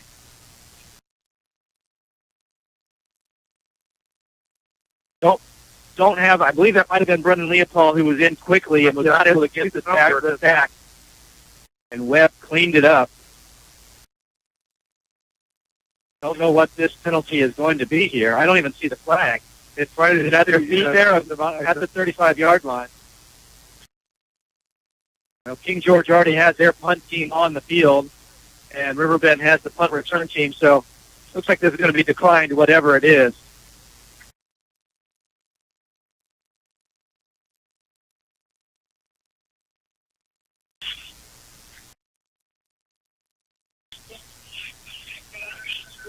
The offsetting unsportsmanlike penalties. He didn't call it dead ball foul, but that must have been the case. It will be fourth down, and King George will punt. Parker on the punt. Washington deep to receive. Washington standing at his 20-yard line. Late player running on the field for the Foxes. Parker scampered for a first down. Snap is over his head. He tries to field it, now trying to run to his right under pressure, and is going to be tackled for a huge loss. Sack at the King George 19-yard line. Riverbend will take over first down there. That ball was snapped. That ball was a good 5 yards over his head. Lorenzo Dorr with the tackle. Chase Parker, nothing he could do about that. The ball was just airmailed over his head. He's a speedy little punter. I mean, that last run was a good run. What is he listed at here? Let's see. We've got him at 5'11" and 150. He looks a lot bigger than that. First and 10 at the 19-yard line for the Bears. Here is the handoff to Orlando Jones, and he is not looking for any kind of cutback. He is looking to run some people over. inside the 15-yard line down to the 14. We're going to have to call Orlando the Mallet. The mallet. We got the hammer and the mallet. Second down, and we'll call it 5 here. Jones remains in the backfield for DeMarco, who takes the snap and hands it off to Orlando. Big hit, stays on his feet, drags 3 more tacklers across the 10-yard line. That's their first down. Hard to tackle. I think he doesn't deliver quite the punishment that we see from Dakota, but, man, he is hard to tackle. It may not be quite as dramatic, but I think the effect is at least as impressive. I wouldn't want to get in front of him. No. So first and goal for the Bears. Ball now at the 8-yard line. Jones remains in the backfield. DeMarco has 2 receivers to his right, and some confusion about what the proper personnel are for this play, so the Bears will call timeouts. 10 minutes, 45 seconds remaining in our fourth quarter. Riverbend leading this one 25-0. It is first and goal from the 8. We hear some murmurs in the crowd here as they announce area scores around the area. Reminder that you can tweet us. We are at RBSN Football. Thanks once again to our engineer, Mike, over there. Man, there's a big crowd over there, Chris. I can't even see the tent. But he's over there somewhere. Oh, there's the tent. I see it now. Hope everyone's enjoying hearing our remote broadcast of the game over by the concession stand. Certainly appreciate you listening in. We are the Riverbend Sports Network, riverbendsportsnetwork.com. DeMarco and the Bears out now. First and goal. Here's the handoff to Orlando Jones. You know, Jones starting that play, that was east good. To west, and I think you want him going bobble snap. He just kind of messed the timing up. Everything got started off on a bad foot. It ended up on a bad foot. Jones lost a couple of yards on that one. Ball we marked back outside the 10-yard line. Second and goal from there. Personnel substitutions for the Bears. Son and Small come off. And are they short one there, Chris? It looks like they may be short a player. 2 receivers to the right. They're going with a 3-side. Joey Johnson, the other player coming in. Orlando Jones remains in the backfield. After rolling to his right. So they only have 10. Here's looking to throw into the end zone. And it is caught and dropped. Logan Bennett had it in his hand and took a pop. They only had 10 players on the field. 1, 2, 3, 4, 5, 6, 7, 8, 9, 10. Maybe they had the 11. Maybe I just didn't have it. Hard to track them all. No, I guess if no one came off, there was 11 then. So the pass to Hennon is incomplete. That was another touchdown pass for DeMarco that was dropped there. That would have been a tough catch. Yeah, both hands on the ball there for Hennon, and he knows that he wanted to catch that one. They haven't helped him too much tonight. Personnel substitutions again for the Bears. Jones remains in the backfield with DeMarco. He's got 2 receivers to his right, 1 to his left, single tight end this time. Looks to pass. Here's a swing pass to Jones in the left flat, and the first man brings him down. Good shoestring tackle there by Devontae B. And that's going to bring up a 4th down. What will the Bears do here? The ball's going to be shy of the 5-yard line, all on the left hash mark. They're going for it. They're going to go for it. 9 minutes, 24 seconds to go. 3 receivers to the right this time, 1 to the left, 1 in the backfield is Jones. Snap to DeMarco, rolling to his right. Looking, throwing. Pass is caught for a touchdown. Dean Hassan with the touchdown reception from Jordan DeMarco. Dean Hassan, a tight end, split out wide to the right. 6-yard touchdown pass. DeMarco to Hassan. Touchdown Bears. Yeah, and Dakota dished out some punishment in their celebratory jump. Dakota had to put a wallop on him. Need to think twice about think I'd turn the other way. So I'm good. He's called the hammer for a reason there, right? De Silva on for the extra points. And it's good. Our new score with 9 minutes, 10 seconds remaining in the fourth quarter. King George. Isn't that the first? 32. Is that the first score that way? King George, nothing. You're not going to hit my feet. No, I think there was one other touchdown. Oh, yeah. It's weird. Nothing's happened that way. That's one of the block kicks. The failed 2-point conversions. Sorry about the stuttering there, folks. So our score now, Riverbend 32, King George nothing. And the Bears look like they are pouring it on here in the second half. Question now is, will the Riverbend defense be able to hold up and secure their first shutout of the season?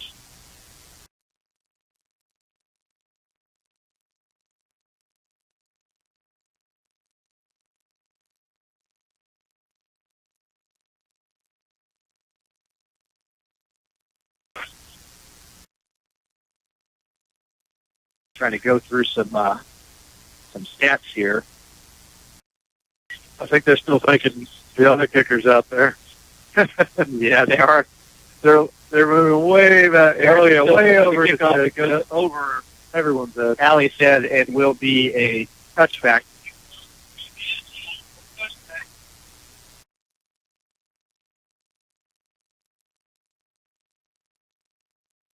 So there was one shutout last year, 14-0 victory over Chancellor at the beginning of the year. So DeMarco has one shutout to his credit. Actually, I'm sorry. No, DeMarco has two. They shut out Orange 35-0 in his first season. So two shutouts under DeMarco. Won that game over Orange 35-0. So George takes over at their 20-yard line. And what do we remember about that Orange game? Taiwan Garbett running like crazy. What I remember is that Orange player. Remember we kept commenting on sportsmanship. Right. Yes. I do remember that. Kept saying how good he was. What a great display he was putting on. He played hard, helped the quarterback up after he'd back in. Second down and 8, 2-yard gain on that first down carry for the Foxes.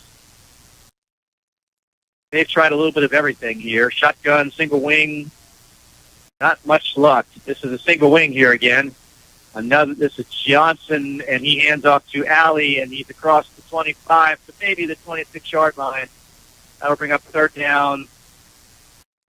You got to have third down. We'll call it third down and 5. The ball is just across the 25-yard line. It's got to get to the 30-yard line. Yeah, tonight's proved you've got to be able to do more than one thing. King George hasn't been able to do anything because they're really not respecting the passing game. They are not. And they're just kind of loading up. And, if you can spread this defense out a little more with a little respect for some passing, then, it might. Johnson rolling to his right, looking to pass. Throws it. One-handed catch. Was that caught? It was caught. Who was that? Is that Dakota Sexton? My goodness, with a one-handed stab at the ball, and it sticks. Dakota Sexton with the interception. That's his second of the night. Both deep in King George territory. Riverbend not able to take advantage of that first interception. This time the ball is going to be marked just outside the 30-yard line. We'll call it the 32. First and 10. Zach Adams, all about personnel substitutions here. Is he? Perhaps. DeMarco is still in. He has Kapua in at the running back position for him now. Twin receivers to his right. DeMarco looks to pass, going deep to his right. He's got Washington open, and it is in the end zone. And another drop. Another drop. I'm sorry, that was A.J. Small. That would have been a tough catch. Would have been a highlight reel type catch. But it was in his hands. The ground can cause an incomplete pass, and in this case it does. So that's a good ball by Jordan DeMarco. We've had a bunch of balls dropped tonight. Yes. Chris, that's one thing about Jordan. He's just a junior. He's got a strong arm, but he's got an accurate arm, too. I mean, he has placed the ball. That was a beautiful ball. Right where it needed to be. AJ went up for it and just couldn't bring it down. He threw that ball probably close to 40 yards. Here's the screen pass back to the left, complete. That'll be first down and more. Inside the 20, inside the 10, shakes the tackler, into the end zone, touchdown.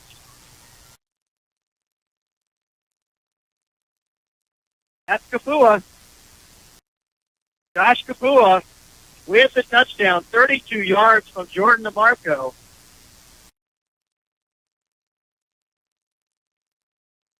Touchdown Bears.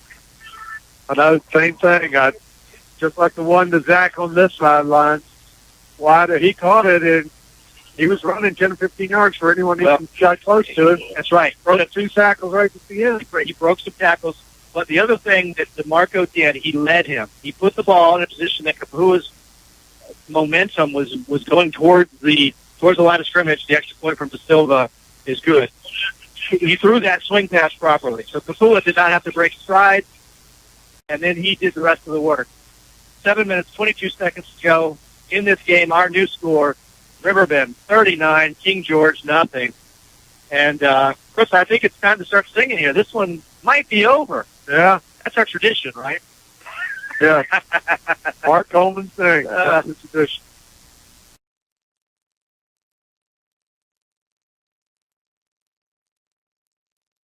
So the band is happy. The fans are happy. The sideline's happy, at least on the Riverbend side. Pretty good turnout from the King George faithful. Got an hour or so drive, at least from the school.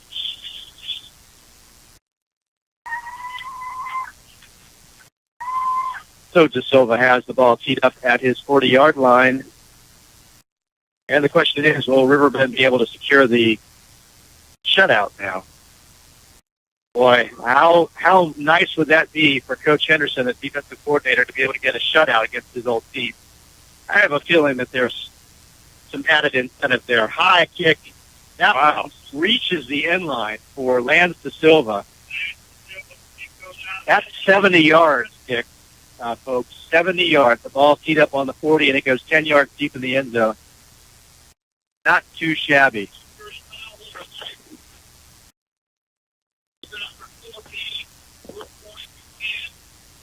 King George will take over 1st and 10 at their 20-yard line. After having some really nice field position in the first half, their second half field position has not been very good. And they have not been able to do much with it in either case. It sounds like we do have one final score from the area. North Stafford actually struggling a little bit with Brook Point, but winning at 14-10. A win is a win, but I'm not sure. I would have expected North Stafford to win that one a little bit more handily.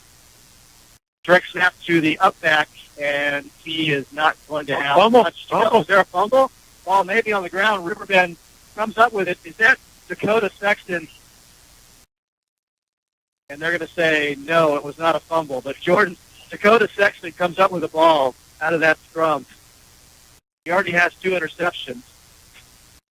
Reminder that we will be naming offensive and defensive players of the game at the end of this game. Stick around for our post-game interviews on the field with the players and coaches. Looking forward to that.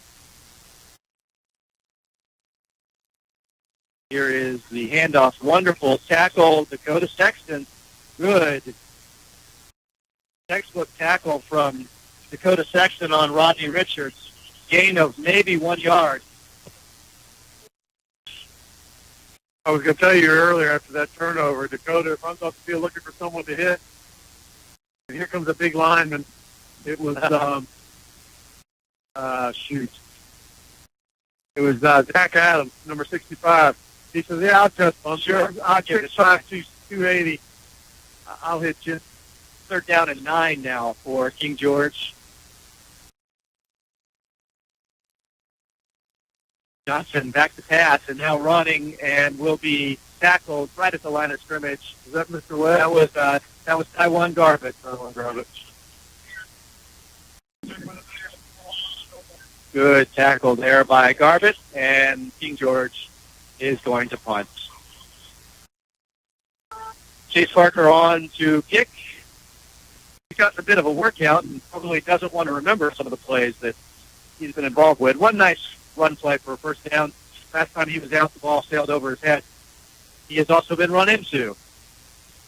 High kick will be not caught by Chris Pritchett. A muffed punt. And King George will take over. So King George now in business. They will have the ball at the Riverbend 45-yard line. 5 minutes, 18 seconds remaining in this game. They trail this one 39-0.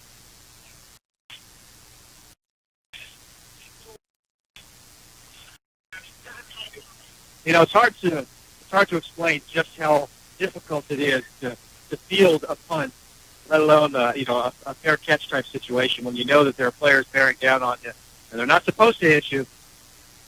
You trust that they're not. It's tough. Yeah, First and 10. Real high ball going up over the light, too. So Yeah. it's probably was a hard one to follow. Back to the single wing for the Bears. Here's the handoff to Alley, trying the right side, and he is going to be strung out and dropped for a loss. Continued great defensive play by the Bears.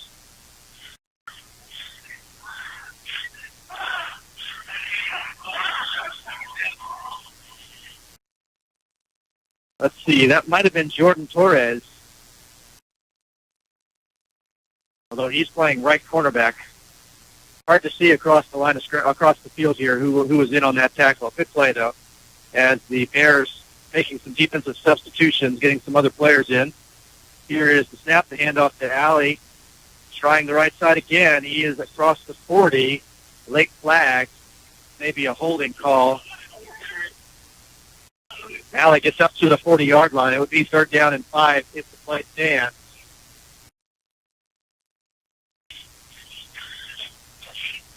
Timeout on the field, 4 minutes, 31 seconds remaining in the fourth quarter.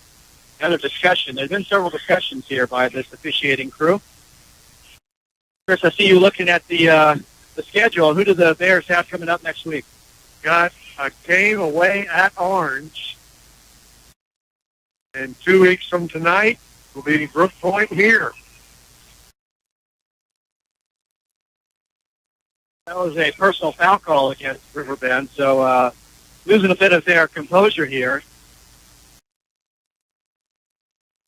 15-yard penalty, and King George will be knocking on the doorstep. Big penalty down to the 25-yard line. It'll be 1st and 10 for the Foxes there. 4 minutes, 31 seconds left in the game. Coach is calling for someone to come off the field.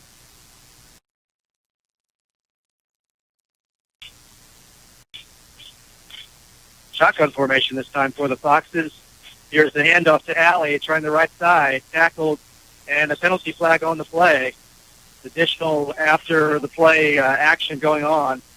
Looks to be a good tackle by the Bears. Let's see what the call here is. A lot of laundry here late in this game as the appears that the tempers are starting to flare. Certainly hope that things stay under control.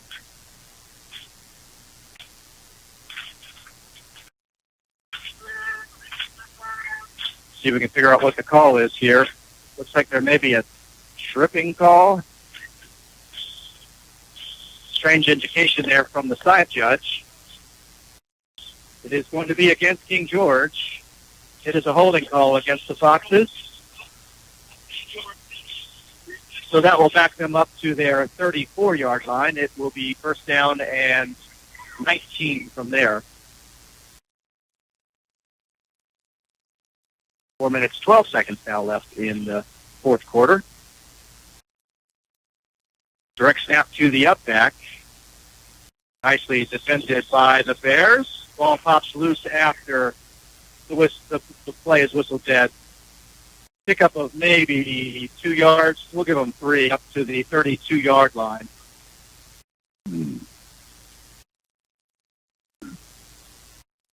Yeah, the defense has put up quite a performance tonight.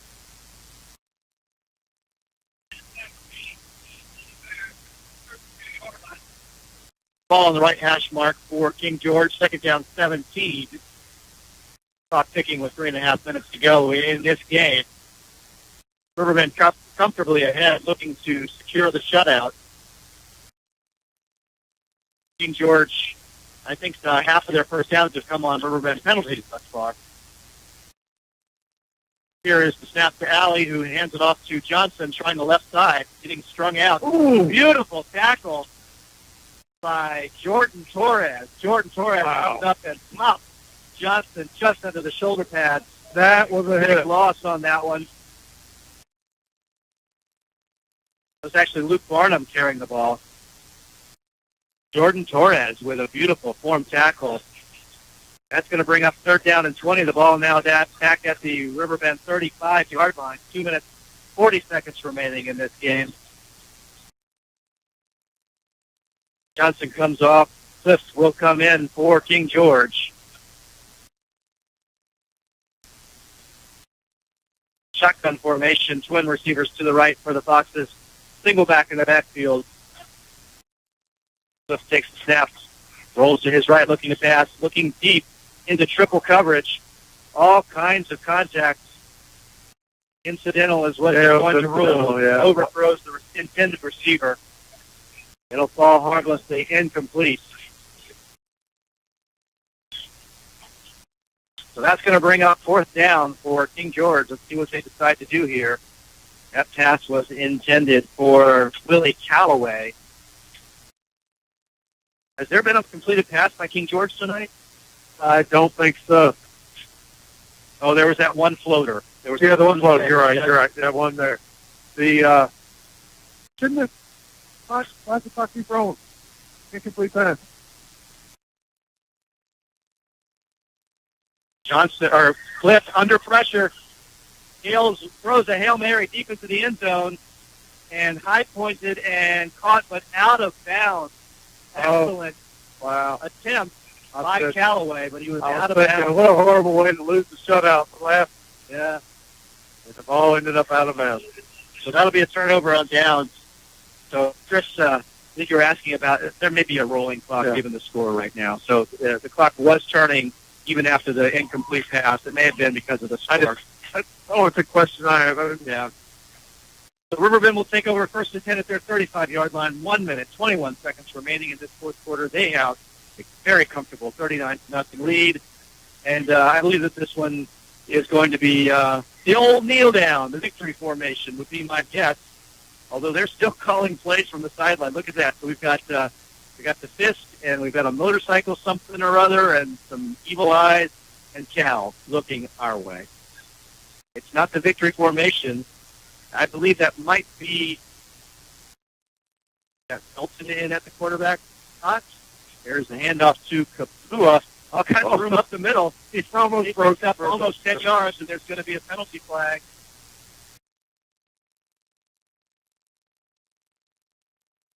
That is Gavin Valencia that is in at the quarterback position for Riverbend. Gavin Valencia, the quarterback. Kapua with a big 1st down carry. Let's see what the penalty is going to be. It seemed to come in when the tackle occurred.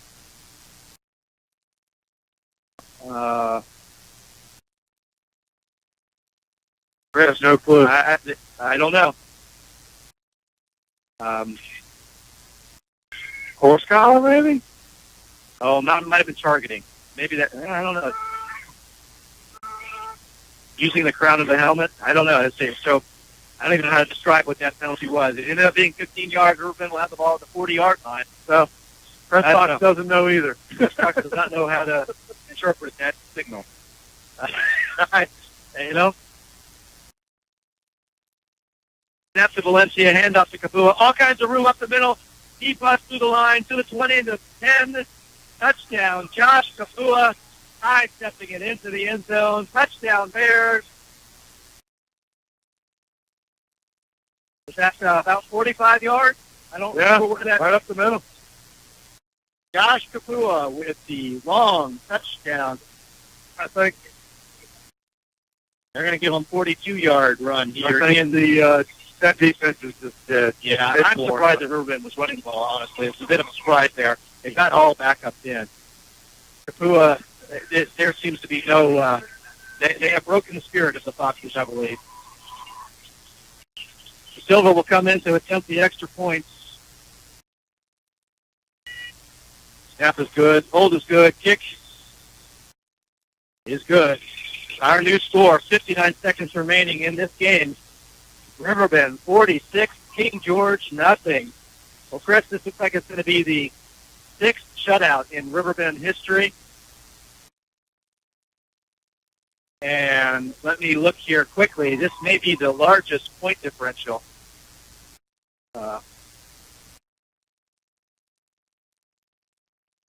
Let me see here as I struggle through my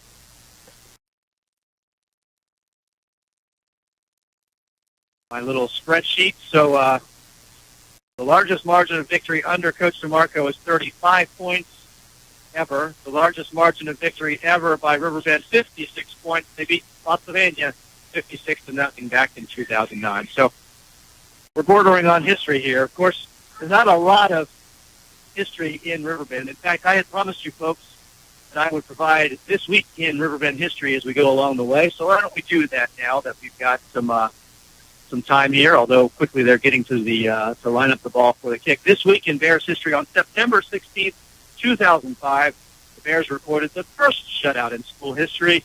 They blanked Mountain View on the road by a score of 28-0, and we have another shutout apparently here tonight. Here is De Silva with the run-up. Another deep kick. This one is going to go about 3 yards into the end zone for the touchback. Oh, Lance De Silva. It's good to have a leg like that.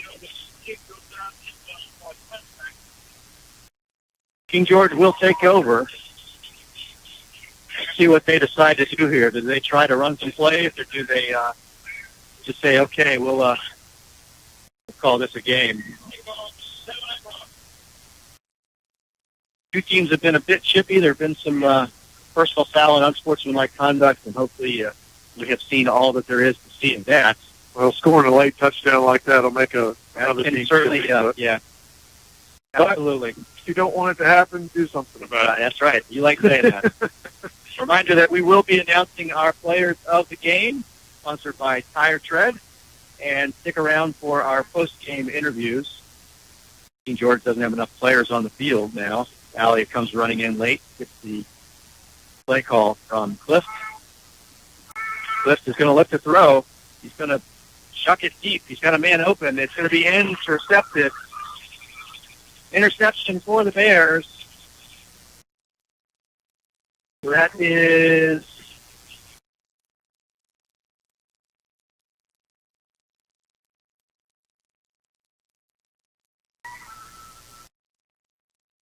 number 30? Yeah, but 31, Vaughn Samuel on the interception. hard to read the numbers. Hard to read the numbers. We talked that one up too. Yeah, we'll wait and let the spotters here in the stadium make their decision about who made that interception. Vaughn Samuel is what they call. We'll go with it. Get another turnover for King George. Riverbend's defense has been stellar here tonight. They have bottled up one of the leading rushers in the area. King George lines up outside. They're not going to call it. Kapua with the ball, running through the secondary. All kinds of room inside the 30, down to the 25 to 24-yard line. Yeah, they need to just sit on the ball now. Yeah. It's going to really start getting 37 seconds to go. Big run. Yeah, Riverbend needs to just take the air out of this ball and sit on it. They're staying with their fast-paced offense, though. Now it looks like they're going to slow it down. They are still going to run this play.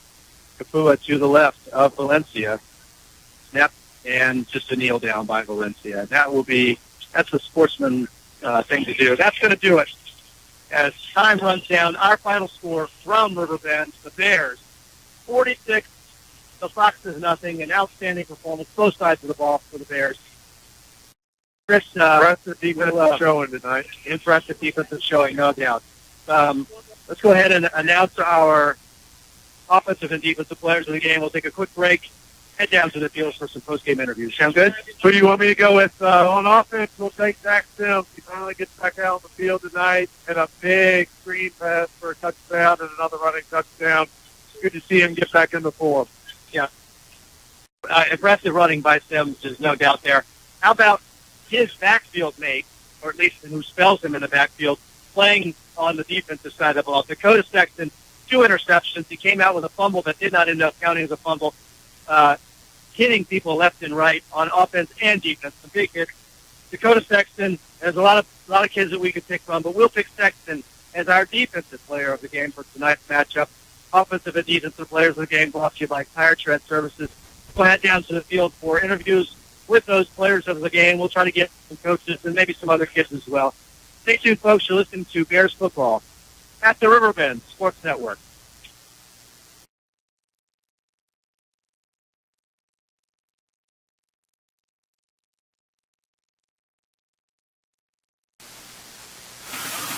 Live on the field, post game. Starting off, we just see get back on the field here tonight, Mr. Zach Sims. Zach, glad you can make it tonight. Oh yeah, it was great. I mean, I'm pretty much good to go, back full go. I'm just glad I can help my team. I mean, it's been 2.5 weeks since I could play ball, but God has blessed me with the opportunity to come back and play and just help my team, and I'm thankful for that. Yeah, we're calling you on that screen pass. That was set up beautifully, and you just torched it right down the sidelines for that second score. So I know you were glad to get back out there and help your team, and I know what you're going to say, who you're going to thank for that ability on the front. O-line, God, coaching staff. I mean, I can't describe. They called. That was actually our screenplay. They called it earlier in the game, and it wasn't really clicking right, but they just told me to get back in there, kept encouraging me, and then I eventually picked it up and got the score. All right, Mark, I think you.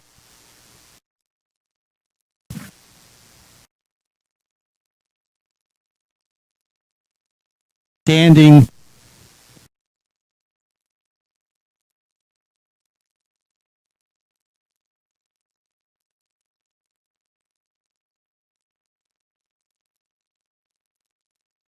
Yeah, so we just wanted to focus on the little things and execute our position the best we could, and it worked out for us. We plan to do it every week for the next weeks. A lot of running plays called, and you guys were really just wearing them down. It seemed by the end of the game that you had broken the, and that seemed to be the intent. Is that a fair statement? That is definitely the intent of our scheme.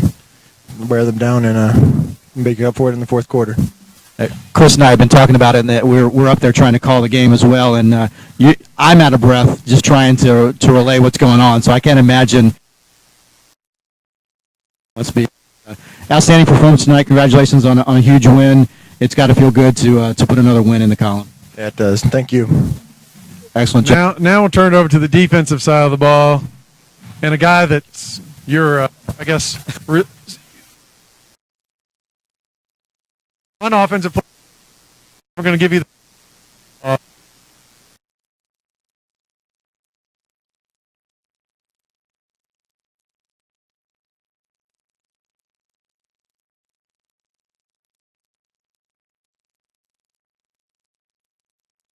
set us up perfectly. Yeah, we complimented y'all several times on defensive side. You shut them down. You really did. I mean, conventional kind of offense, and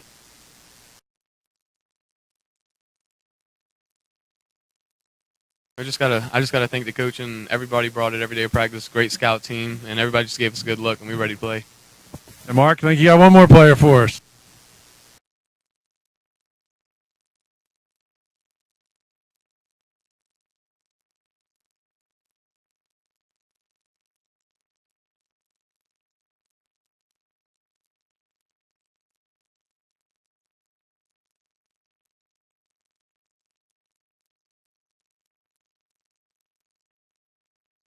Walk this way just a little bit.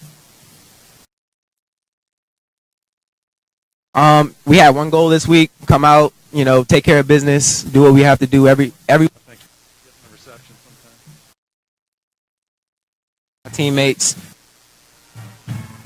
better each other. You want to try this?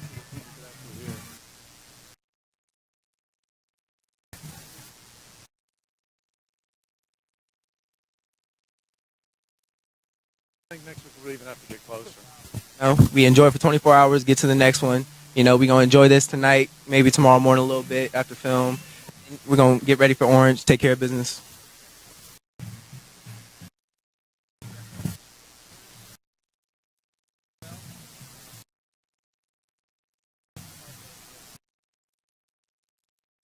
We've got to get closer. Thanks.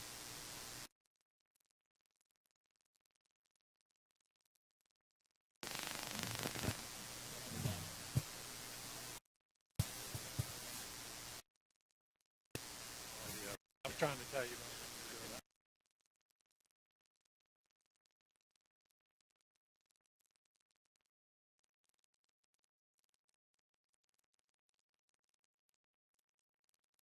All right, some more post-game. Coach DeMarco live out here on the field. Coach, you took a hard game last week, and I think the guys all said they wanted to prove this week that that was kind of an anomaly. Book by getting some swag back.